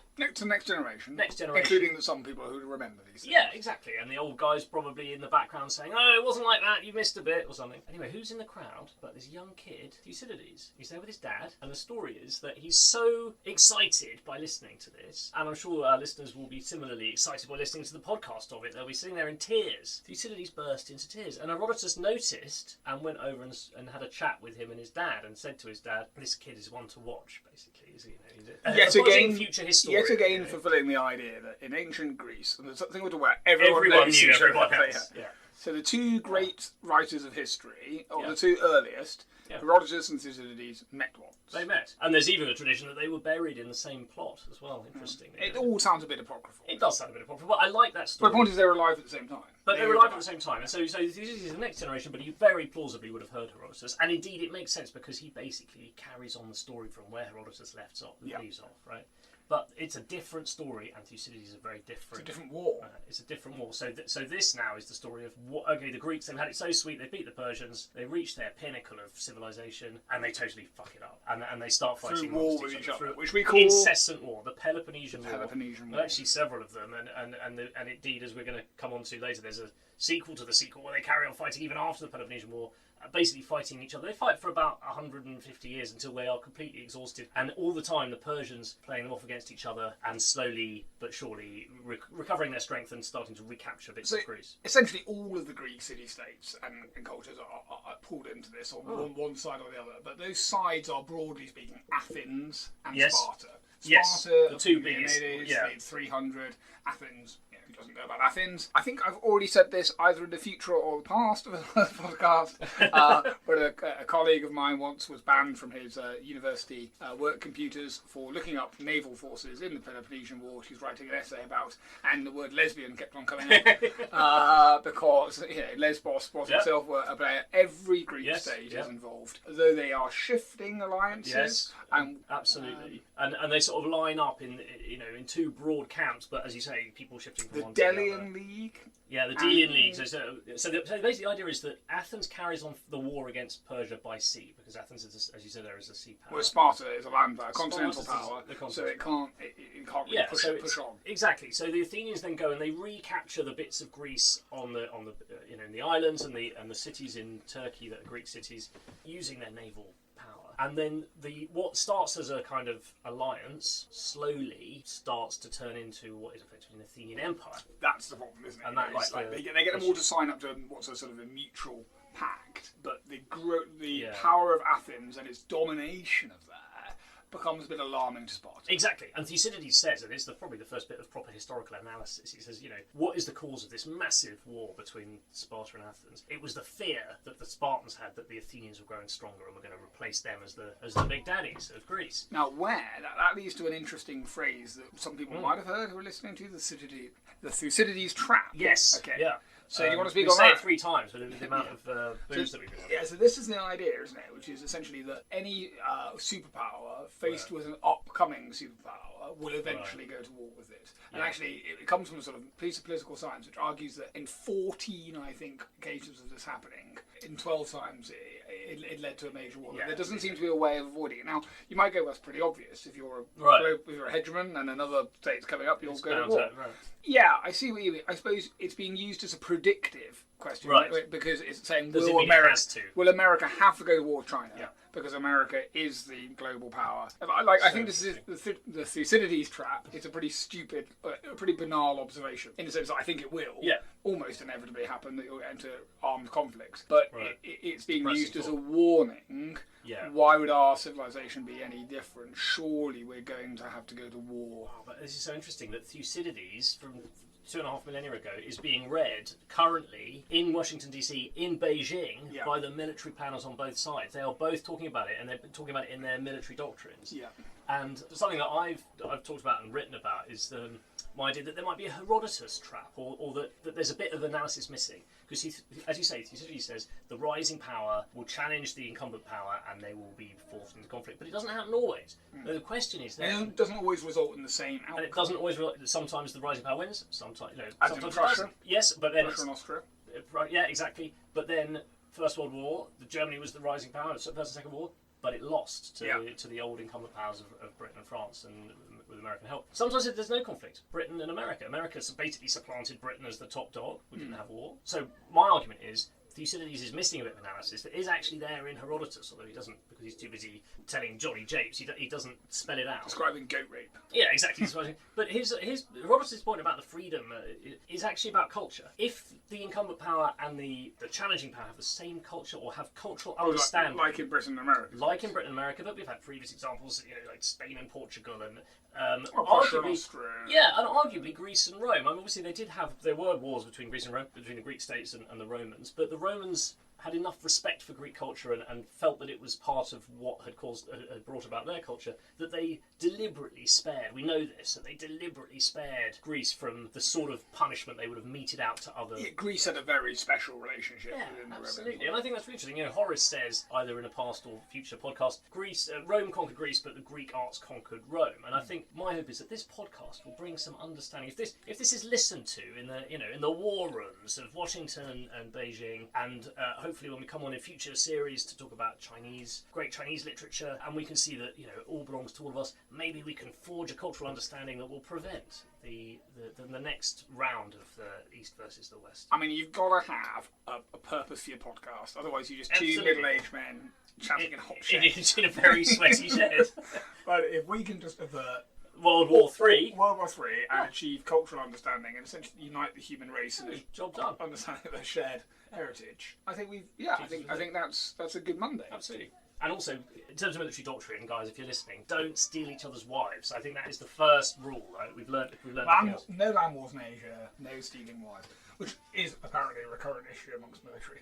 It happens all the time. It happens all the time. So Thucydides, he's telling a much darker story of how the Greeks turn against each other and they fight this massive war. And he starts his book in a really punchy fashion as well. He says, Thucydides, an Athenian, he writes in the third person, wrote the history of the war between the Spartans and the Athenians, beginning at the moment that it broke out, believing it was going to be a great war and more worthy of relating than any that had preceded it. He starts writing on day one, doesn't he? He basically says, this is the big one. Yeah. And I'm going to be its historian. Like he loves Herodotus. Yeah. Herodotus is his hero. And he goes, how much better would Herodotus have been had he been writing it down at the time? And then you wouldn't have had to have all of these. Well, some people say that it was caused by the goat, but other people say he was there himself, and he was himself a general. We know this.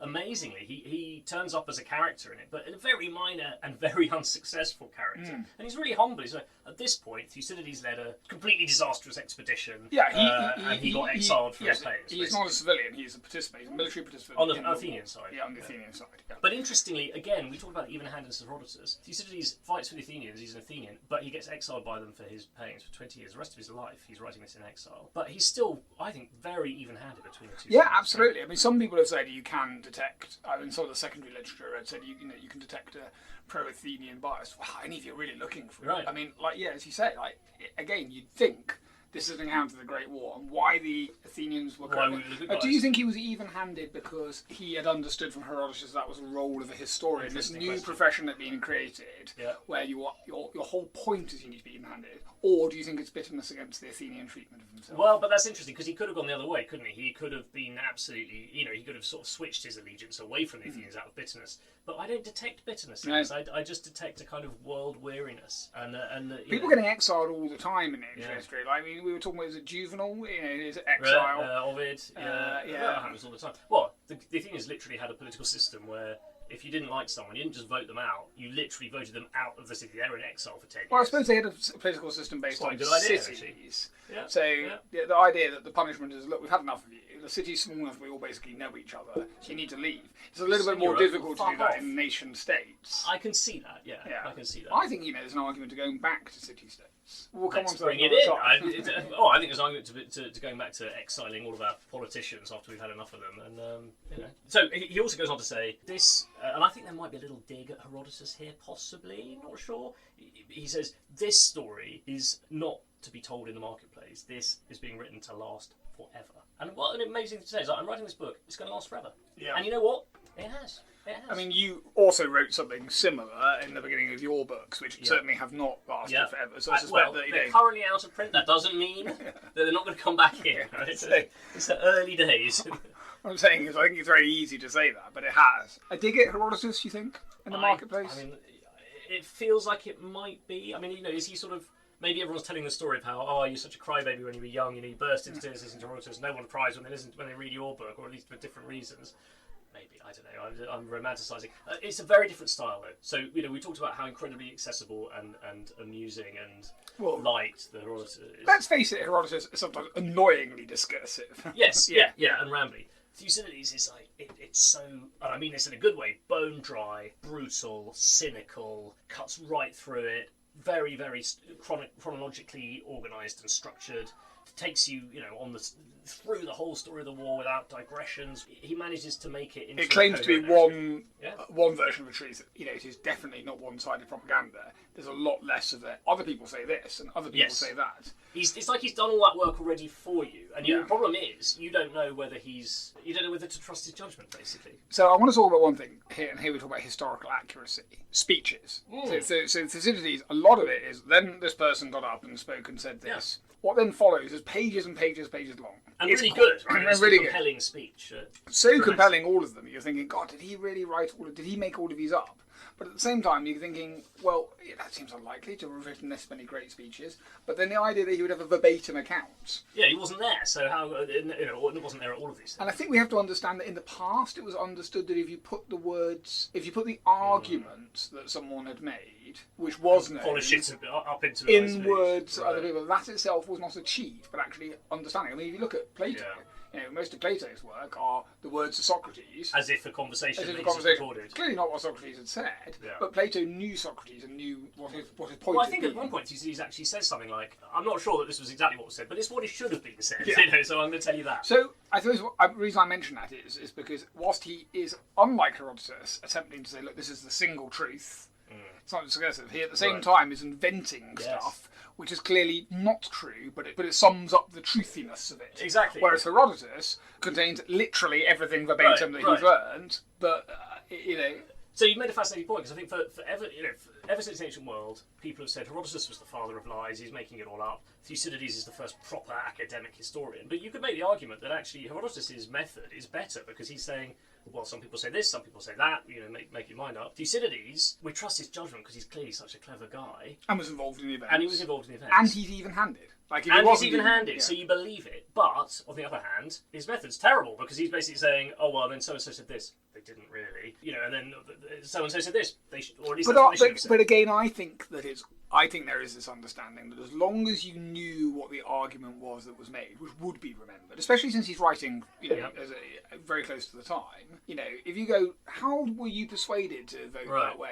Well, they made up and he talked about this, he talked about this. Right, I make some notes on that, and then I get up, and I don't think that's, oh God, I need to fill in the parts because I don't actually have the transcript. I think the act of writing... and it's polished this way. And of course, a lot of Thucydides' audience would have been present at the debates, particularly the ones that are happening, the political political debates within Athens, right? So he's got he either witnessed it himself or he's spoken to people who were there, and his audience were there. So and there'll be some transcripts, and there must have been people taking notes, I guess. So for example, we're talking about the Greeks love a good row, and their language is wonderfully powerful for having great arguments in, and so the Athenians start off, one thing leads to another, and it builds and builds and builds for years, and finally the Spartans and the Athenians go to war, and all their allies come in on one side or the other, and it's going to be a big one. And you get the opening stages of the war. The Spartans invade Attica, which is where Athens is, and all the Athenians... It's a bit of Greece, isn't it? It's a bit of Greece where the city is... It's like the hinterland of the city. I was just going to say at this point, I think it is worth getting a map of Greece out. I found in this week... You need the maps. There've been sort of, I know I'd heard about the Peloponnesian War, I know about Peloponnese, I'd heard about Attica, but they were always used as sort of poetic words for the whole of Greece. It was actually really interesting for me for the first time to sit down with a map and go, actually, when we're talking about the Peloponnese, we mean this area. When we talk about Attica, we mean this area. That I'd never really done. I discovered something quite interesting. Like, I had no idea that Olympia was nowhere near Mount Olympus. Right, exactly. 100 miles. Yeah. I was like, oh, okay, that's interesting. And and there's they're not related in terms of cognates as to why they're called that. No. So I was like, okay, and Delphi and where that is, and when they say we travelled to the Oracle at Delphi, you realise sometimes they have to cross into enemy territory to get there. But it's fine because there's a sort of truce, as you say. Anyway, I found that to be quite useful. You need a map and preferably some little figurines to push around it. Absolutely, with these little sticks. All good stuff. So the Athenians retreat into the city, but then they have another problem, which is an outbreak of plague. Basically, the plague bit is amazing. It's great, isn't it?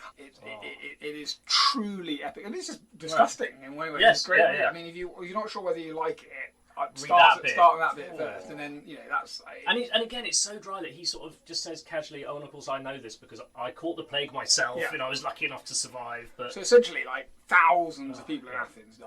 Yeah, and we know we found the plague pits. Basically, we know it. I think there's still some debate about which disease it was. Possibly a previous version. Typhoid is the version I've heard of. But because Thucydides doesn't say. In fact, he specifically says, I have no knowledge about what caused it, or no real interest in it. I'm simply going to describe what the effects of it were. And it feels so modern, that doesn't it? Because he says, this isn't to do with the gods and stuff. This is a natural visitation of the plague, and it didn't seem to matter whether you believed in the gods or not. It didn't seem to matter whether you were a good or bad person. It's modern. It's contemptuous of it's very naturalistic. Yeah.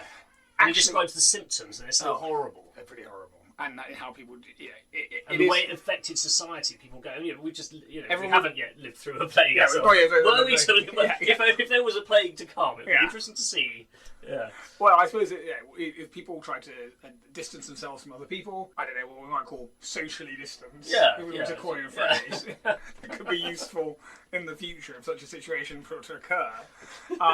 They died because they weren't being cared for. But likewise, the people who were cared for were communicated. Yeah. So it was incredibly that sense of fear. There's nothing you could do. Yeah. But again, he didn't see it as a divine intervention. It was just one of those things. And that leads me. I want to talk because I'm always interested in this.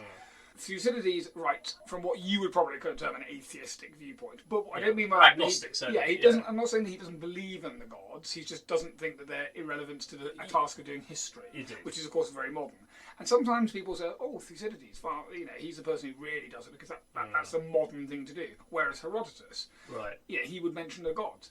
Actually, I think having read Herodotus, I think that's an unfair. Okay, Herodotus is clearly quite sceptical about the gods. He will say at time and go, on other occasions, people would say that the god was responsible for it. Now, I think you can definitely read Herodotus as in, it's always thrown in as one of the options. He never says the Greeks won because the gods were on their side or anything like that. He mentions, and he obviously believes that there are gods. He believes in the Delphic oracle. But the point is that, whenever he talks, there are more than one occasion where he goes, other people just described it as the luck of the gods.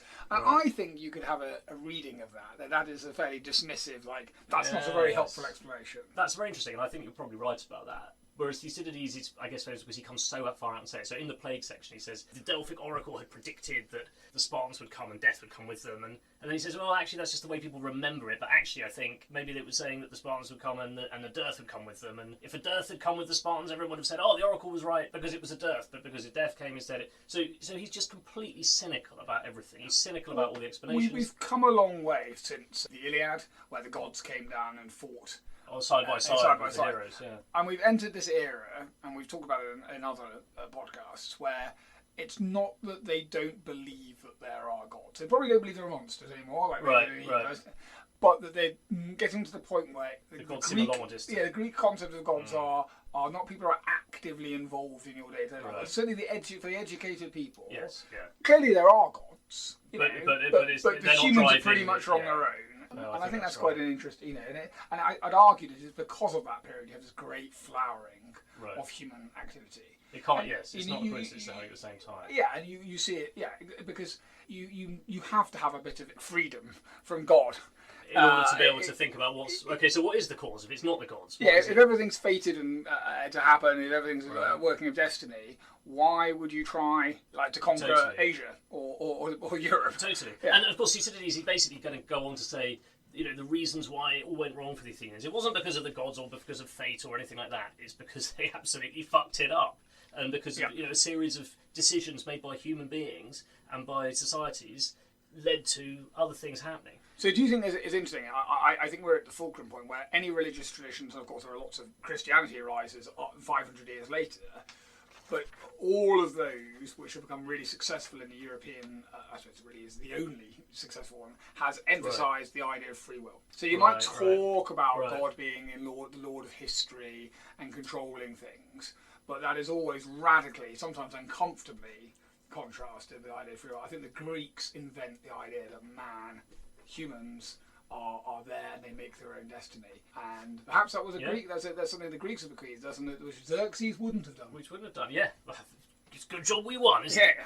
It's interesting that, going back to what you were saying earlier about the speeches and the debates, you've got this different style, as we say, very dry, very cynical. He talks about the plague and it's the way that it corrupts people. And he talks about... Herodotus, we said, was like a sort of a light suddenly shining in a dark world. For me, this is the opposite. This is the absolute pinnacle of Greek civilization. And then Thucydides comes along and it's like a kind of blade of ice that is just kind of cutting right in and showing what is wrong and what's going wrong. And it goes wrong through speeches. And so you have this amazing speech, very famous speech by Pericles, the funeral oration at the end. I think it's the end of the Pericles first year. is the ruler of Athens. He's the elected ruler of Athens, and he gives this glorious speech, which has been much sort of copied through the next 25 centuries, sort of rousing the Athenian people to say, look, okay, we've taken some losses, but we can do this, and it's important to carry on fighting and support your country and so forth. Pericles then dies of the plague. Yeah. And to be clear, nearly everyone lots of dies people of the dies, plague. and then he is replaced by much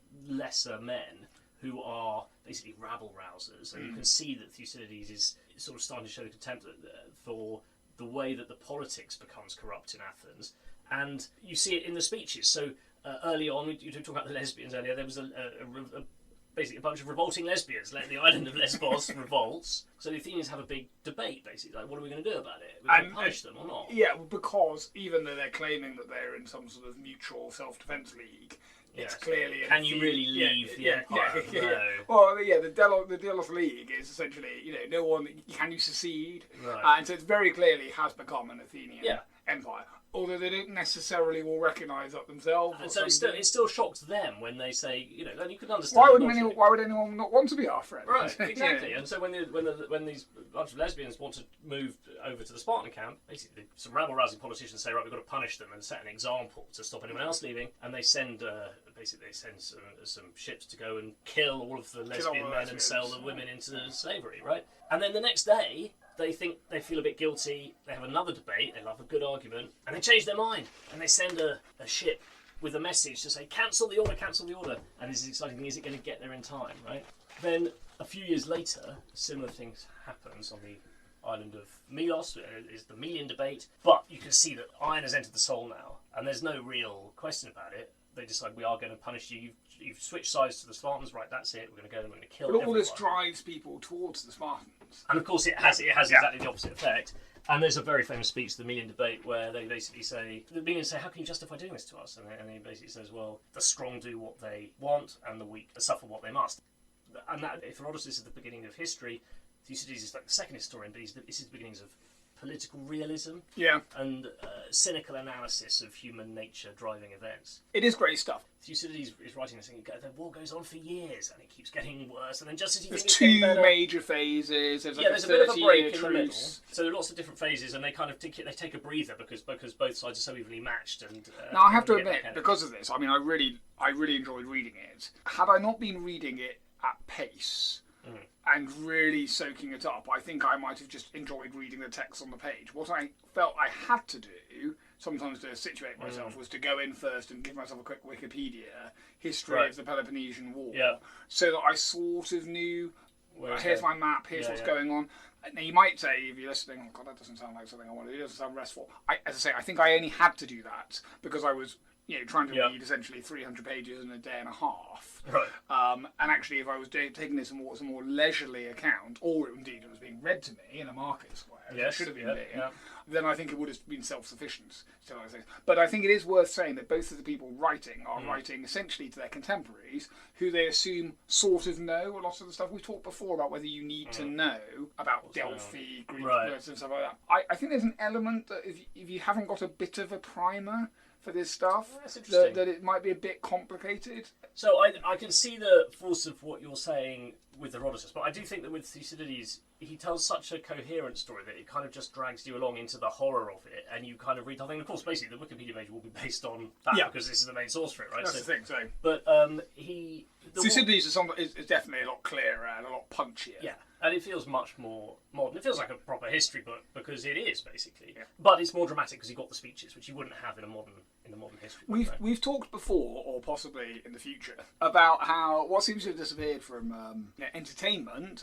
We still go and see plays. That form of Greek theatre has endured down to the present day. I mean, so you can still go and see the Sophocles. Sophocles is in the Theban plays. Of course, Thebes is where Oedipus was. Right. That's one of the states and one of the cities involved.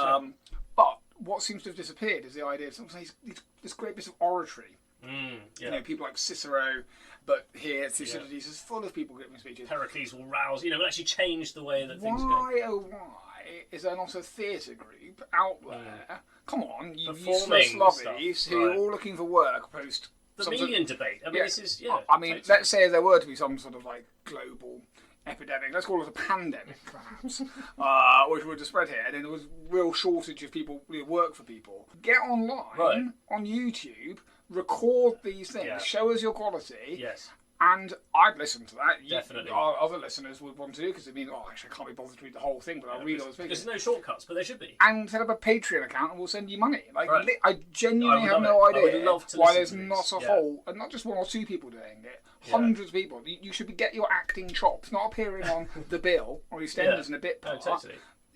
I'm conscious that The Bill has been cancelled. I know that, but or a panto. You should be doing. I'm going to read Pericles' great speech. Totally. There's Philippics. Let's do all of it. And I do think that there is a lot of speeches, and they're really great and epic. As a book, it can be hard going. Yeah. Because it's then certainly if a book you're trying to read cover to cover, which is and it is designed, I think, unlike Herodotus, to be read cover to cover. Yeah. But I think if an audio book of this with a range of casts, I see what you mean. An audio book would be great.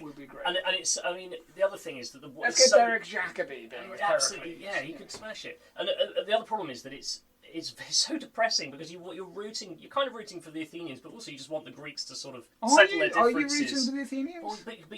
But you're not, because Thucydides explains how they're corrupted by their power and then by the war. I think I'm on Team Sparta. Are you? Interesting. Which is odd, because obviously you'd expect you're a landlubber. I'm shocked. So and I'd be on the naval power at sea. I mean, it does get more dramatic again though, because you get there's a lot of one damn thing after another, and it's going more and more wrong. And then the Athenians decide madly to attack Sicily. Right? It's like this is bad enough. Let's just expand the war to the Greek cities in Sicily and the south of Italy. There's this kind of great character. We're going to meet him in another podcast up later there on. With Hitler's invasion of the Soviet Union as a sound to Hitler. Look back and go, perhaps we should maybe that wasn't settle off the such a good Western idea. Front Yeah, before we right. open a major Eastern Front. Yeah, exactly. But there's this great character of Alcibiades, who is one of my all-time heroes of history, who basically kind of makes speeches, persuades the Athenians, this is the thing to do, this is how we're going to win the war, we're going to go and we're going to capture Sicily, gets together a massive fleet and army. And then, brilliantly, he's a bit of a lad, he gets absolutely pissed out of his mind with his mates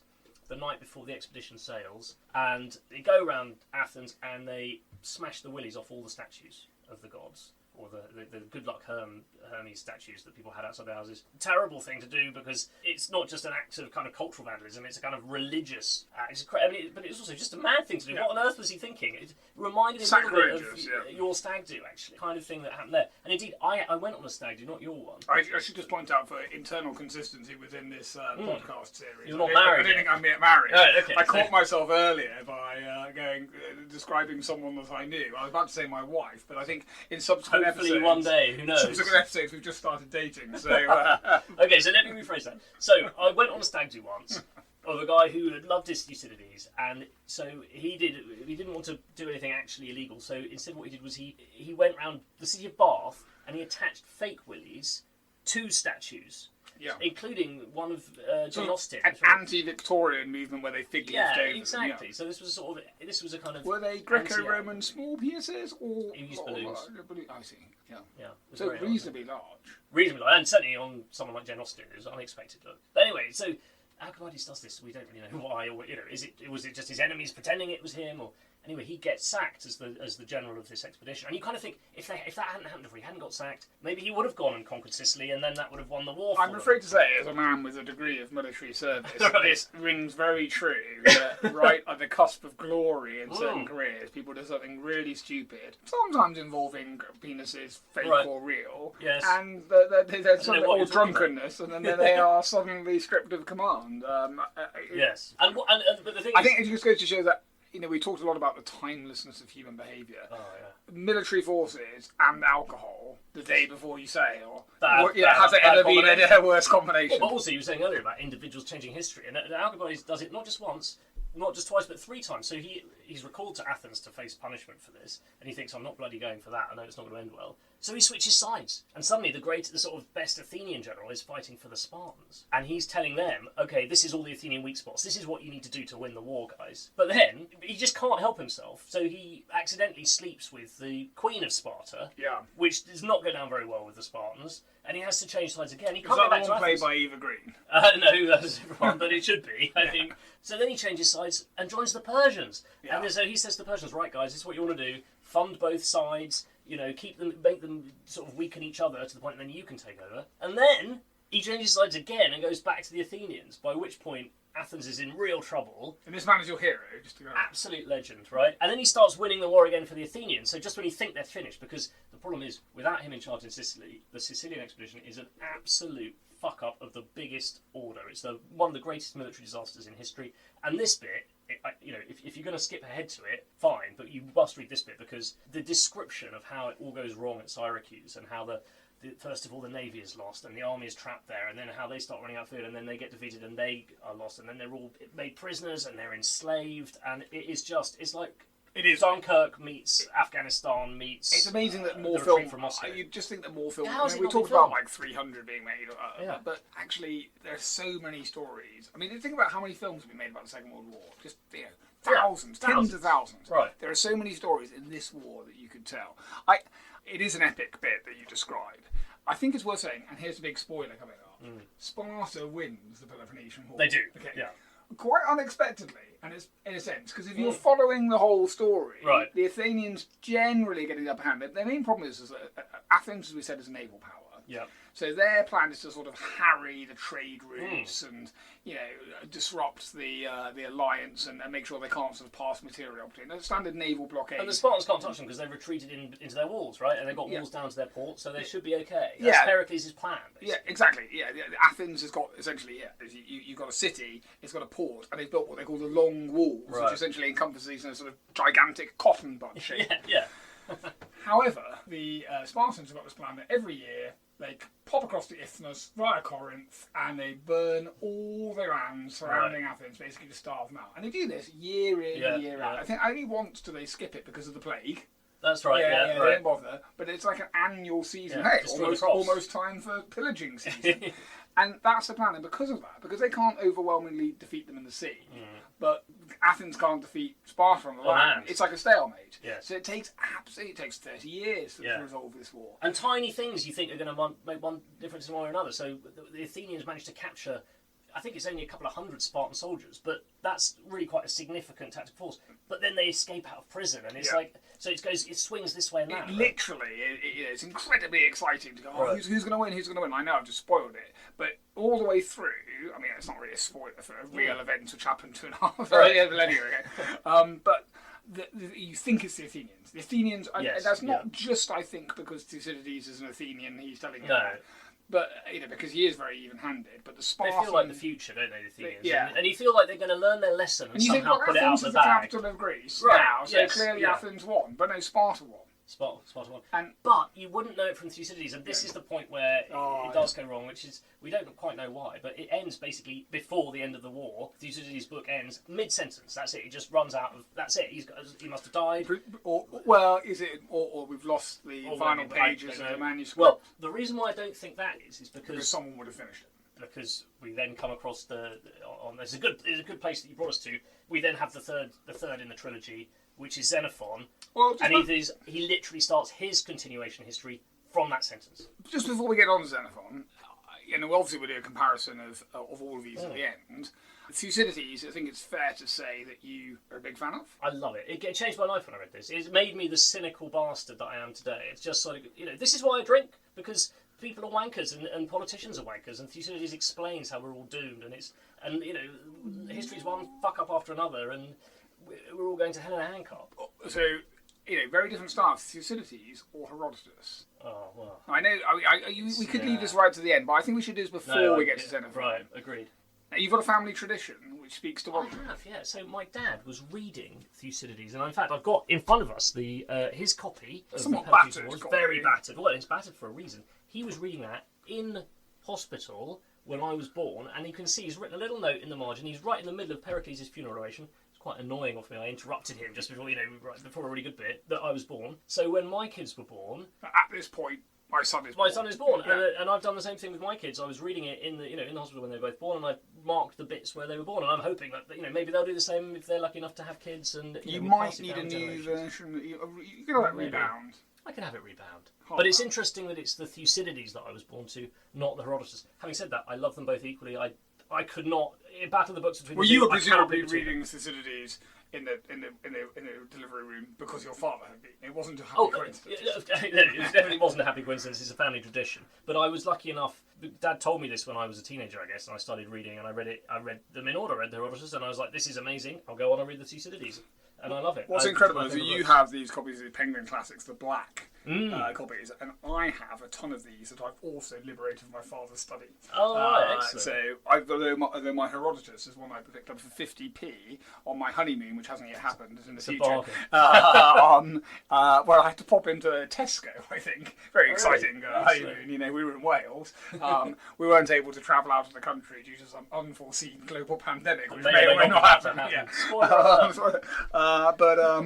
We need to definitely make sure get some loo rolling, guys. Honestly, if you're listening to this in order, if you're listening to this in 2019, buy loo roll. Buy futures of loo roll. Or at least a sponge on a stick, one each. You won't regret it. But what was your answer? I mean, did you have which did you go for? For such different styles, but such interesting bits of history. You warm to Herodotus, don't you? I think Thucydides, they're both epic in terms of the history of mankind, the great books. You wouldn't have Thucydides if it wasn't Herodotus. But back to this discussion we've had before about standing on the shoulders of giants, and obviously the early one. I don't know. I just think that they're too different to compare.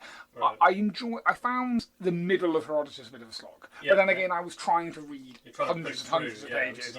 I will take this copy. I'm going to go to Italy later. Oh, nice. Right. And I will take my copy of Herodotus and read it slower time. Excellent, yeah. I think it's probably, I always try to have a couple of books on the go, but it's a book I'm sort of actively reading, generally, at any given time. And there's always a secondary book. Yeah, which is like just before you go to bed or something. You don't need to... Yeah, I'll just read a couple of pages. So I feel like I might have Herodotus, and I'd probably choose to do that with Thucydides again as well. Yeah. I probably won't get to that for 10 years at the pace I'm thinking of Herodotus. I think Thucydides is a better, easier, more modern book. Yeah. And I think if I was going to suggest just one to the audience now who might be more interested in fun warfare, I mean, obviously we get to the Persian War in Herodotus, but there's a long to get up to it. I'd recommend the edited highlights of Herodotus followed by Thucydides.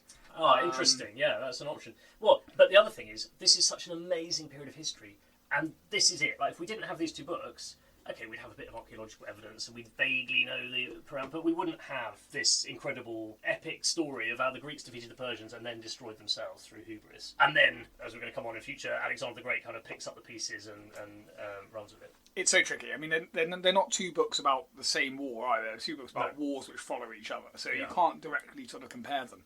Yeah, they're both brilliant. You wouldn't regret it if you picked up Thucydides and just read that. Like, in terms of what this podcast is trying to do, where we say, look, what are the great books? What are the 100 great books you have to read?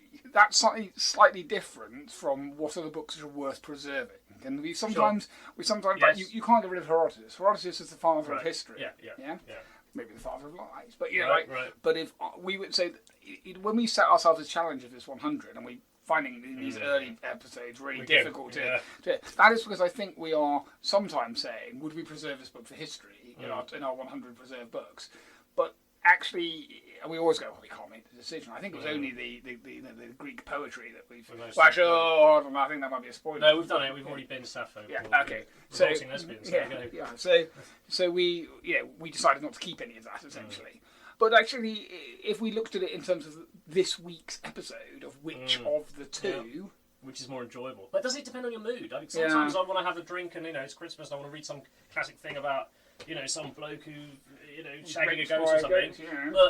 But sometimes I'm just feeling really pissed off from work and I want to, politics has pissed me off and I think, well, do you think this is bad? Crack out the Thucydides. I think your boss would be happier if you spent more time doing your job and less time reading Thucydides. Quite possibly, yeah. But no, I think you could take, look, if you're planning a holiday, and especially if you're going somewhere like Greece, as it happens, on some sort of package holiday, you're being dragged along because your wife wants to go for, your husband wants to go for an all-inclusive holiday, take your Thucydides. Yeah. Sit there, look out on the bay. Yeah, you can visit these places. Imagine the triremes coming over the horizon. Yeah. No fear of God or law of man had a restraining influence. As for the gods, it seemed to be the same thing whether one worshipped them or not, when one saw the good and the bad dying indiscriminately. As for offences against human law, no one expected to live long enough to be brought to trial and punished. Instead, everyone felt that already a far heavier sentence had been passed on him and was hanging over him, and that before the time for its execution arrived, it was only natural to get some pleasure out of life. Now, okay, so just before we decided, is there a third option? There is a third option. There's a wildcard. We've got to have a wildcard each time, right? This is becoming the theme of this podcast. And it's funny you should say holidays. So, having read my Herodotus and my Thucydides, I went on holiday. I desperately wanted to know what happened next. Spoiler alert, the Spartans are about to win. But then they're going to carry on, all these cities are going to carry on fighting each other anyway after the war, and different wars are going to carry on going. Basically fight each other to exhaustion. I found this guy Xenophon. He basically carries on literally from the sentence that Thucydides finishes, and he writes his history. But for most of history, Xenophon is not considered as a historian. And it's quite interesting. Like, Xenophon is one of those people who, until about the 19th century, was generally considered as a philosopher. He's like a philosopher, yeah. He's one of Socrates' mates. And a general himself. Yes. So it's interesting. Nowadays, I think we view him as a historian, possibly reflecting the idea that we consider that to be a modern profession. Right. Whereas, we don't really respect him as a philosopher anymore. Yeah. But it's interesting, like you say, he's like he's a kind of Renaissance man. He's a philosopher. He's a thinker. He's a warrior. And again, he knows all these people. He knows Plato. He knows everyone. Yeah. So I took his book on holiday to find out what happened next, and it was quite boring, and I didn't really enjoy it. And I'm not going to put it forward as the wild card. I'm going to put forward a different book by him as the wild card. But before I come on to that, we've already talked about Moroccan toilets. Yes. So this holiday We didn't tell the story. was in Morocco, right? So I That think, story must remain hidden until we've reached at least the Islamic Golden Age. yeah. Well, it's funny enough when we come to Ibn Battuta. I mean, I'm going to have some things to say, but there's something about Morocco and its loos, right? And I went to Morocco with my parents. I was 15 or something. Got my Xenophon there, history of Greece, and we land. Like, brilliant, we go to Marrakesh, went to the market, lovely You food, flew into cuisine, Marrakesh? Yeah. Because I came by Tangier and came over land. Oh, wow, amazing landscape and, historical cities and stuff. And I thought, oh, look at this cuisine, I'm going to try it. And, first meal, literally the first thing Oh, that did I like had. a tagine? I started going, I was like, this is delicious. Well, is it? Well, actually, it tastes a bit odd, actually. And actually, I feel a bit odd. I think I better go to the loo. 2 weeks later, I'm still in that loo, right? And we are talking explosive shitting. I cannot describe how it wasn't just that it was pouring out of me, it was blasting out of me with very short intervals between blasts, but it was coming out both ends. Now, thank God, I found a loo in this sort of fairly cheap hotel where I could shit and vomit, and I could vomit into a sink just about because it was projectile, but also shitting. Or if I had to lean over the sink because I was spluttering, my projectile shit would go into the loo mostly. Before we met at university, I went to a ball there, and there were oysters, which were not properly looked after. It took me it took me a long time to go.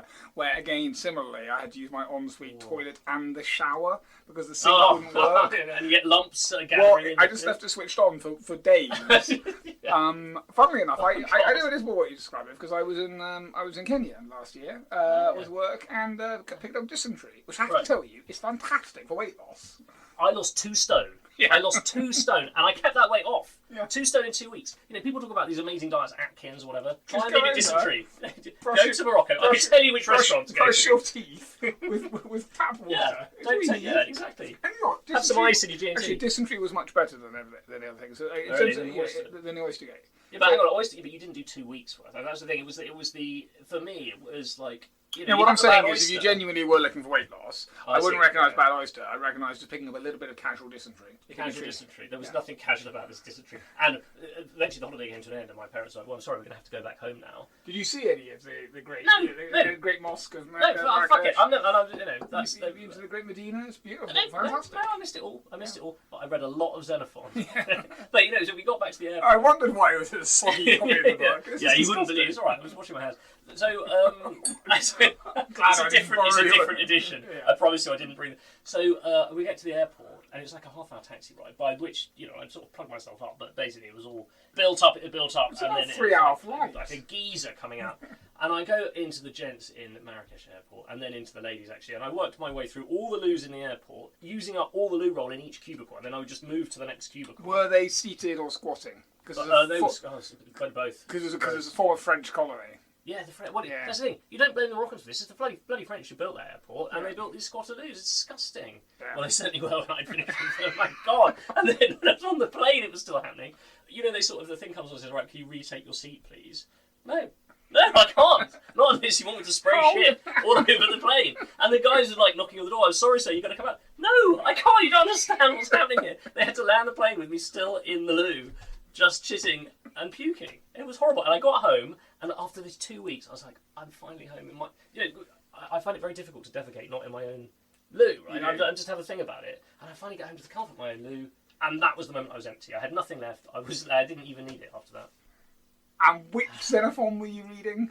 Because it wasn't... Not the Anabasis. So basically... The Anabasis is the third part. Is the Wildcard. So you get to the end of Thucydides, then just read the Wikipedia page. Do not read Xenophon's continuation history, and do not go to Marrakesh and eat tagine in that restaurant. I mean, Marrakesh. I haven't been. It was 1997 last time I was in Marrakesh. Tell me the story about the poos that. Oh, it's a terrible situation. Essentially, I was there on a school trip between the lower sixth and the upper sixth, and obviously it was the sort of school where such a thing was organised. It was a state school. It wasn't a.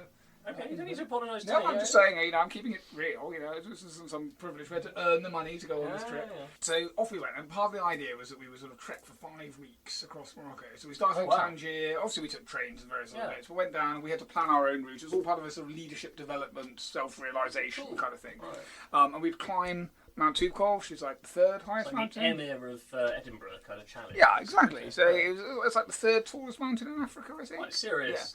Yeah. It's about 15,000 feet. Yeah. Right. So and then we sort of did a bit of charity work, helping a sort of in a children's village for orphans, building wells and stuff. Right. Anyway, great fun. There were like 9 of us there. The D of E teacher and like a retired army captain who's running it as a company. Cool. Anyway, all good fun. We were eating a lot of meat in couscous. And we started working our way up the Atlas Mountains and arrive at this village, which has a hotel, essentially 2 cafes, which sell meat and couscous. Right. What, a meat cafe and a couscous cafe? No, they both sell meat and couscous. Okay. And we're camped in a small area of like green under a tree. Yeah. And there is a river nearby and a mountain stream, I suppose, and one outhouse toilet. And that one outhouse toilet is a squatting hole in the ground kind of thing. With With like no wasps lights. and shit. Yeah, wasps and shit. Okay. Just concrete. Anyway, we've all been there, and it took about my worst nightmare. It took like 36 hours to get there. By bus. So you kind of clogged up with all that meat and couscous, right? Yeah, and it wasn't a lot. And eventually, I wonder where we can go. We're starting to think. This is before we found out we can pay to use the hotel. That was discovered.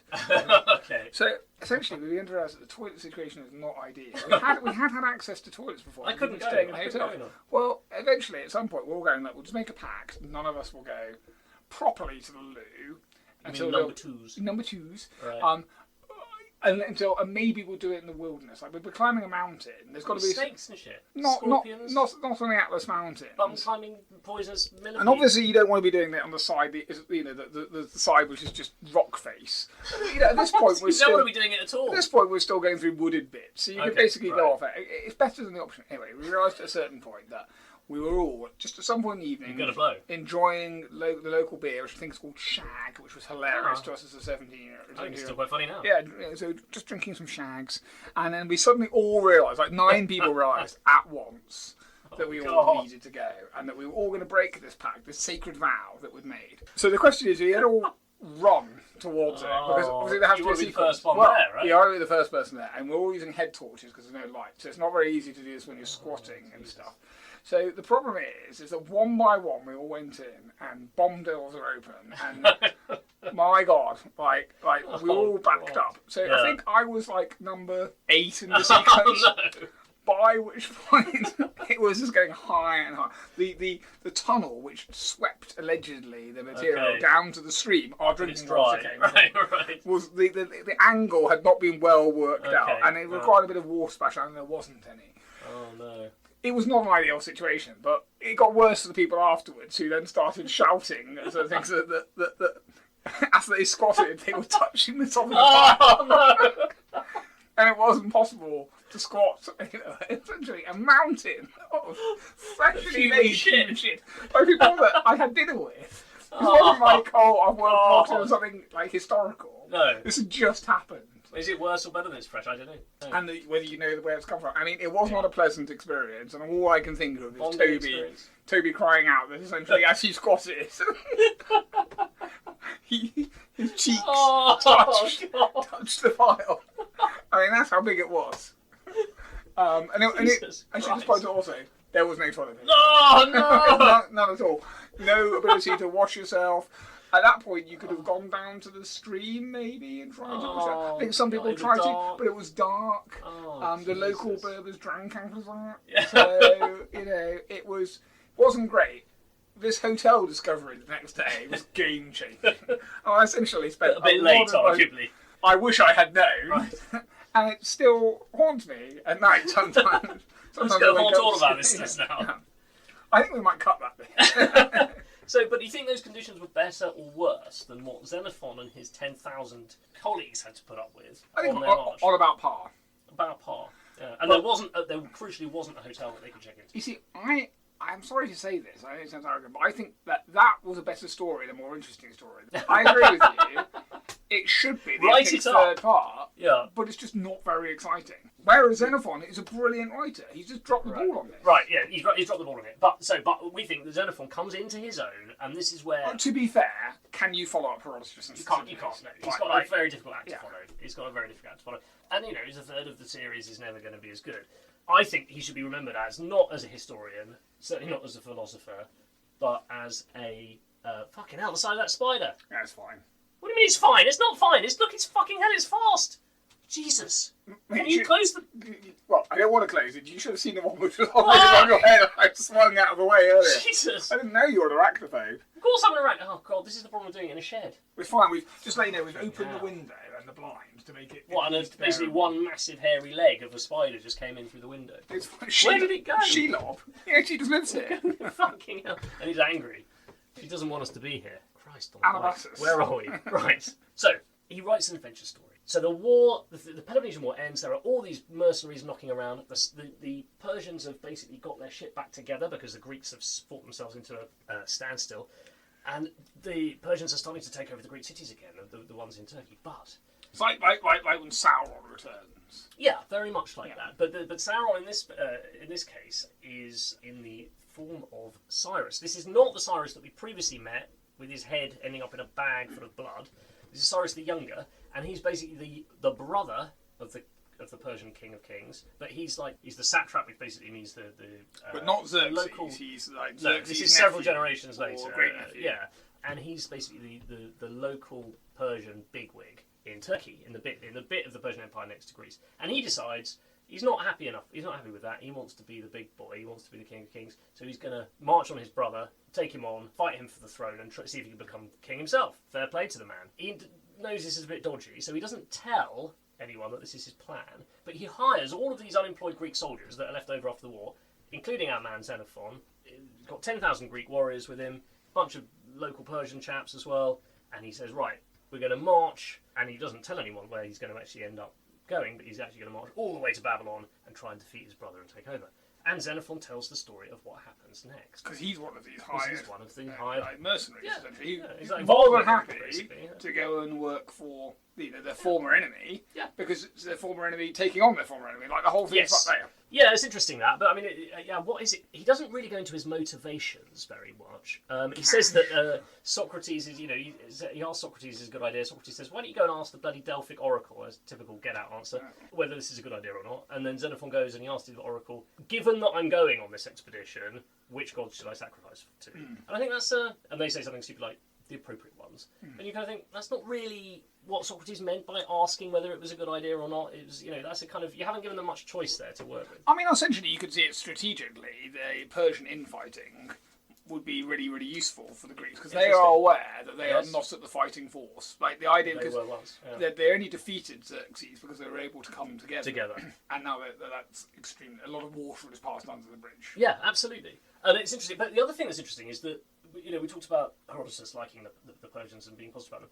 Xenophon is, given that he's a kind of definitely a sort of pro-Greek guy, he is surprisingly warm about this guy Cyrus, and he actually cuts the narrative off. He works for him, and he paints a really good picture of what Cyrus is like, and he comes across as actually a really good bloke. And I particularly like the bit where he says Cyrus is the kind of guy that if he's drinking a bottle of wine and he thinks he's really enjoying it's really good wine, he'll send the other half of it to his mate. He'll send a messenger and say, take this wine to my friend and just say, Cyrus was enjoying this wine, you'll enjoy it too. I just think that's a kind of chat. Yeah. This kind of chat we'd have on this podcast, frankly. Is, if Cyrus is available. So sadly, what happens is as follows. And he also, Cyrus, as he's marching along, not telling his army where he's going, he gets into Cilicia, another bit of Persian Empire, seems to have sex with the Queen of Cilicia. Yeah. Basically not clear whether he's just doing it to try and get some provisions out of her, it's just, that's the kind of thing he does, right, this Cyrus guy. There is a lot of unmarried queens, essentially, giving themselves over to one. I mean, we saw it with Dido and Aeneas. I think but I think this one's married. I'm not sure, actually, I need to check that. I think she might be married. But these queens, but anyway, they put it around. Queens definitely, definitely putting around. They're like, okay, what? This stranger is. Eva Green, as we say. I suppose they can't sleep with their subjects without that being, politically complex. So if a sort of noble-born person from outside comes in, and this Queen might be thinking, if Cyrus wins this, then maybe I can become like the Queen of Queens or whatever. Yeah. So it's interesting. Anyway, they march, and you get this great description of their march. It's quite short, this bit. They march into the desert. There's this nice descriptions of chasing ostriches and what's it like going to a desert. He's not done that before, and it's a great adventure story. They get to the Euphrates. They have to wade across it. He says they're up to their nipples in the water. Carrying standard measurement. Standard measurement, yeah. and they basically get to Babylon. It's now obvious that they're having a crack at the big time here. Can we put Cyrus on the throne? And then this great description. They see this huge dust cloud in the south, and it's fucking hell. It's the main Persian army. They're coming for us. There's going to be a big battle here. And then he describes the battle, and I think it is one of the great descriptions of warfare ever written. Probably, it's so clear. You could be there. You know, it's like you're watching the film. It's not. We're not listening to someone give a speech about a battle. No. I mean, there are speeches in it, but you can tell that he was there, right? You can absolutely tell. And actually, I've always found military history books, even modern ones, to be remarkably dull about battles. I have to read quite a lot of work. Right. There's a few you go, actually, I get a sense of being there. Not this. This stuff is properly gripping. It's so gripping, and you don't know what's going to happen. And obviously, no one there knew what was going to happen. And the problem is that Cyrus has Delphic Oracle. Delphic Oracle. I just forgot to say it clearly. So the Greeks are a sort of a major part of Cyrus's army, but they're massively outnumbered. And Xenophon describes them fighting against this huge kind of polyglot Persian imperial army. He describes scythe chariots, which you've probably seen in films. You know, you get them in Gladiator and they cut your legs off. And he talks about how the Greeks open their ranks to let them through. But there's one guy who's just rooted to the spot in fear. He gets run down by it, and you can tell that he was there and saw that. Right? It's so visual. And halfway through the battle, the Greeks are kind of winning in the bit that, against the bit of the Persian army that they're facing. And then Cyrus says, Greeks, we need you to move to the left a bit because the enemy army is bigger than us. So my brother, the king, is in the middle of his army, but that means that he's to the left of the left-hand side of your line. And he suddenly sees him face to face. He sees him, and Cyrus says, "I see the man." And he charges towards him with his sort of bodyguard, I guess. And he gets close enough to injure him, but he is himself cut down, and his bodyguards are killed around him. And there's this great sort of description of that. And of course, that means that they've lost, right? They've got nothing else. But the Greeks have got this problem because they've basically won their bit of the battle. They've defeated everyone who's come up against them, but they've lost, and Cyrus is dead. And they're like, oh, well, okay, what happens now, basically? Shit! We're in the middle of Persia. We're mercenaries, it's just a contract. Yeah, It's nothing political. Time to change sides, possibly. But the Great King's not going to have that. And yet Xenophon's alive to write it. Well, Xenophon's alive to write it, so it's not a spoiler to say that he gets out, but the rest of the book is about how he gets out and how the men get out. Flashman, written 2.5 centuries ago. And it is a yeah, so the Greek generals get invited by the Persians to dinner, basically, and sort of talk about how we're going to solve this situation. And then they all get killed. And then one guy, and we know his name, Nicarchus of Arcadia, manages to escape, but he's dying. He's holding his intestines in his hands, and he sort of stumbles into the Greek camp, and with his dying breath says, "They've betrayed us. All of your captains are dead." The Greeks. Sorry, missed the last bit. yeah, exactly. He's in the game. And everybody's like, shit, what are we going to do now? And then our boy Xenophon, he is a boy, he's in his 20s, a young man, basically steps up to the plate, gives a great rousing speech, and basically says, right, guys, we're going to have to march home now. Let's run away quite quick. Let's get the bloody hell out of here. We've got no maps, we've got no generals, we've got no cavalry, we've got no supplies, we've got some tents, but we need to leave them behind because we're going to have to move fast. Oh, and by the way, we can't go back the way we came because we ate all of the food that way. So we're going to have to go back the long way through the mountains of Kurdistan. Terrible place to lead an army. Again, don't launch a land war in Asia. Pursued by the Kurdistan, particularly. Or definitely not through Kurdistan, and then through Armenia. And then it's this amazing description of how they march out. They basically form a hollow square, constantly being attacked by Persian cavalry and all sorts, and have to How many of them are there at this point? 10,000. So and they've got all, plus camp followers. They've got their girlfriends there. Yeah. And they don't want to leave them behind. That's a lot of people to feed. There's something called the March of the 10,000. It's the March of the 10,000. And a bit like the 300, there are obviously more people, like you just said, but they're not counted as it's the main fighting force. Exactly. And they have to get supplies as they march in order to feed themselves, and they have to go through winter mountains. There's this amazing description of how hard it is, and they've got snow blindness and they've got frostbite. It's like the retreat from Moscow, Napoleon's retreat from Moscow. It's so cold that their sandals freeze into the skin of their feet at one stage. And the opposite of this shed. It's the opposite. I was just thinking it'd be quite nice now to be 6 foot deep snow. And then there's this famous scene where the remnants of them... Oh, and by the way, although they're the good guys and you're rooting for them, they do not necessarily behave very well. They're so desperate. So, if they come across an enemy village, they will take what they need and they'll kill the people there and they'll mutilate the bodies if necessary. And Well, the mutilation of the bodies, to be fair, is never necessary. I don't think it's ever necessary. Where they're trying to scare off other... But it's quite dark. I mean, there's an amazing description of how the women and children from one village that they capture the women throw the children off a cliff and then jump after them rather than be captured by the Greeks. And it's just sort of... He just sort of says it without comment as a kind of, this is the kind of dark shit that was happening. It's a really dark place. It makes me think, I don't know whether I would rather be there or with the 10,000 or on your holiday in Morocco. I genuinely don't know. I mean, neither sound like a good result, to be honest. And then finally they get to this amazing scene where they get to, spoiler alert, but you probably you'll say it on the back cover. They get to the sea and they know they're safe, and the word comes down the marching line like the sea, and they're going to be okay. And that's where he should have finished the book. Unfortunately, he then there's a lot of and then I got home and had to do some paperwork, which I could have done without. It's like Thucydides. Oh no, if only we'd had his last couple of books. With Xenophon, it's the opposite problem. It's like just. You've told the brilliant story. I think you could stop there. You can read a abridged version. Yeah. So just to be clear, it's this account, the March of 10,000, the Anabasis, that you're recommending as a wildcard, and not the Xenophon's continuation of history. No. So yeah, I don't know what you think about that. I think it's just the most exciting. It's a great. It's a boy's own. Yeah. Then it was certainly a terrible sight. The women threw their children down from the rocks, and then threw themselves after them, and the men did the same.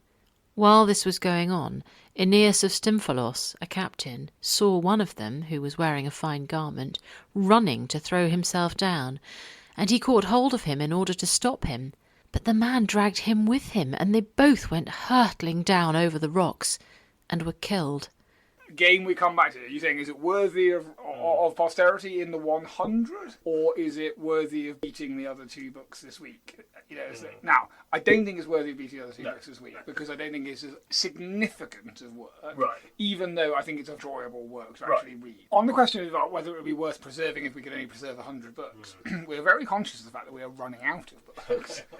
But again, I haven't worried that much about it because I would expect there to be more from the beginnings of history than there are later. Although we don't want to make our series boring, where we go, well, we're talking about medieval literature. There's no point because there aren't any spaces. So we're going to have to be careful about that. Obviously, if it's famous enough for us to be discussing, you might go, well, of course it's worthy of protection. But I would argue, on balance, because of the whole book, if I'm considering it as a whole book, no. Because he carries on. But if we're just talking about that section, if we just had an excerpt. Yeah. If he had finished it there. I suppose maybe he would have got over the line if he'd finished it. Why didn't he finish it there, the sea, and that was it? Well, I suppose here's a question. These rules are artificial of ours. If we're considering whether we keep Anabasis as Xenophon, what so far that we've discussed, or possibly might have discussed in the future, would we give it a space over? Well, so the thing that it's interesting that he so fucks it by not ending it in the right place, given that he begins it really well. So I mean, what's the first line? Darius and Parasitus had 2 sons. Boom, right? That's it. It just goes straight in. Absolutely doesn't mess around. Straight in. It reminds me in most, actually, of Julius Caesar and the Gallic War. Yeah, it is similar to that. It's quite similar style. It's no nonsense, rugged military man. He's talking about himself in the third person. He's massively bigging himself up, and this is something we haven't discussed. I mean, interestingly, there are other sources for this story. In a way that Thucydidides doesn't. Yeah, Thucydides mentions himself as a minor character. Yeah, there were a couple of shit generals. One of them was Thucydides, the Athenian, and then he got exiled. Good riddance kind of thing. Whereas Xenophon is completely different. It's like, I'm a legend. Xenophon stood up and rallied the whole army and marched them. Not mentioned at all in any of the other historical references to the March of 10,000. Other generals are who stood up. So it's like, maybe he wasn't that important. Maybe he was like the 5th guy to speak, and I was like, oh, not Xenophon again. And fucking hell, we've already agreed we're marching to the sea. I think that sits a little distasteful. Yeah. I'd keep it. You keep it. So you really like this? I'm really pleased though. I loved it. Yeah, I absolutely, I loved it. It was actually quite nice that this would be the last one I was reading because it was a relief. It's such an easy. It was really easy, and therefore, for the reason, might be the one I would recommend. Up to whatever it is, book 6. Well, I can't. When they get to the sea, when they can stop it. Stop it. They've done it. So it might be if you were just going to go, look, I enjoyed the podcast as ever, guys. That's great. But it sounds like they're quite weighty, those books. If you've got a short holiday... And I now appreciate that Thucydides is like cynical and brilliant, and maybe one day I'll get around to that. And Herodotus sounds like the sort of thing I should have on my bookshelf and periodically pick up and read a page of at Christmas Day with a mince pie and a glass of sherry. Right. But that's my tradition. I'm never going to sit down. What should I read? Anabasis and Xenophon. You go, I'm really pleased. Well, there you go. Well, happy customer. But we've got a problem now. Well, we've got a major problem now. I'm not pleased that I couldn't lose any of these. Well, what I'm saying is, I think we just established from this point on. I know we have this conversation at the point of previous and indeed subsequent podcasts. Yes. That I think when it comes to it, we will have to do some great analysis of whether we can remove books which have made the list. Yeah, I agree. Well, the other thing to say though is it's not a surprise that from the first 4,000 years of our 5,000 years, we're keeping quite a lot because there's already been a battle of the books, and these are the ones that survived. Yeah. Right? So there's been a winnowing process. So these are already the absolute highlight books. Yeah, because a lot of ancient works are lost. Yeah, yeah. And they kept the really good ones. Yeah. So I'm not as worried about that. You know, if I we have just to don't want abandon all the fucking Brontes or whatever. I just don't want to that's spoil fine. the experience where we go into like a book of, if it's We've only when we got get to three, novel so- season. We can have a playoff. But we you can know. say, look, maybe it's the case that, everything goes through and there's a playoff round for those. Yeah, maybe we for have the to have a Brontes. Right. Yeah. One other thing, by the way, just because we're drinking this very nice Armenian wine, there's a little bit in. We're not doing a wine tasting note yet. Well, so We're ending with a wine tasting note. the Xenophon describes ancient Armenian wine. They march through Armenia and they find these big underground sort of basically pots full of wine. They still make wine that way in Armenia and Georgia, and that is what I'm drinking today. It's it's quite rustic. Armenia, not famous for its wine. Today, Oh well, but maybe unjustly so. This is where winemaking started. I mean, Our we've mentioned shortcuts, that yes. we've mentioned them as we've gone along. Now, clearly, We've done 300 and 300, 302, whatever it's called. yeah, just for the evergreen section. Yeah. Although it didn't actually What happen. was it called? The Rise of Sparta? It's called 300 with a subtitle. Which is stupid because it's nothing to do with the 300. It's But by the people who brought you 300. It's like We also 102 Dalmatians. Indeed. We talked about the English patient, and there's also. I haven't seen 102 Dalmatians. Is there an extra one Dalmatian or a subsequent 102 Dalmatians, which means we're now dealing with 303 Dalmatians? Are there different generations of Dalmatians? Yeah. How many Dalmatians does it take to make a coat? I don't know. Well, I mean, presumably they Write can't be in all if having you know the Dalmatians answer to this. children with each other because they're related. I mean, that's a very small genetic pool. It I don't is. know what the acceptable Well, dog yeah, incest, like, genetic mutation rate is. No, I don't either. Well, I mean, because like gerbils will. Are they subject to those at the Westermarck effect? Like where they Well, but that's what dog breeds are, isn't it? Yeah, I guess so. Interesting. It is interesting. Right in. Okay, but 300. I mean, Yeah. what we've already said is surprisingly few shortcuts. I'm afraid. I mean, yeah. The good news is these are great books to read. The bad news is the shortcut. Why haven't they made films of these? Well, listen, they have made a film, and particularly the Anabasis. You just think it is crying out for it, and they did make a film of it. But disastrously, it's set in 1970s Brooklyn and in New York. You And you think, what? And you're right. You sent me the trailer. It's called Warriors, and I have a theory that basically some guy turned up, having just like us, got the bug, read the book, thought this is the best story ever. It would be such a great film. And then you get one of those classic sort of stupid Hollywood studio. I suppose it's pitches. cheaper to set it in the present day. And they go, yeah, we love this story, but can we make it just a bit more modern and contemporary and maybe involve some street gangs and, you know what, let's just set it in the Bronx, It's like, why would you do that? So it's about like a gang that is trying to get home across New York whilst pursued by some other gangs or something. It's the most ridiculous thing. But it is supposed to be, like a direct telling of Xenophon. In terms of other shortcuts, I suppose it's worth talking about audiobooks, which Yes. I know in the past we've essentially said as long as they're not abridged, don't really count as a shortcut at all. No, that's fine. And I'm still crying out for why don't they have multi-voice readings of these Yeah, things? with different That notes, would be right. amazing. But Naxos audiobooks, named after yep. one of the fighters in the One of the Peloponnesian islands, War, yeah. they do some good stuff. I mean, I've got a history of the Persian War by Herodotus there. If you've got an Audible account, Yes. you can get like $7.99 a month for the Audible, but you can get like one free book you like, regardless of how long it is. right. So That's the one to use that credit Yeah, on, so right? Thucydides was like 27 hours. Actually, I think I listened to it, actually. no, so I listened to Herodotus, but just the war bit. bit. I read the Right. first bit, and I read the Thucydides, Right. only because I didn't have a lot of car journeys, or there's certain times where car journeys really work. So it would have been good.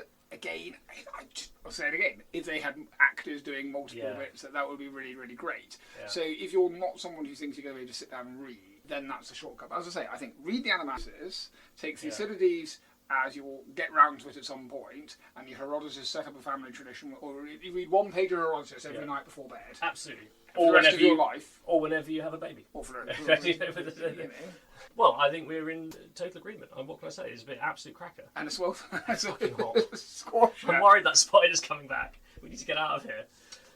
I mean, if you imagine the heat that the It's marching through the Syrian desert is nothing. In full armour. Nothing to this shed.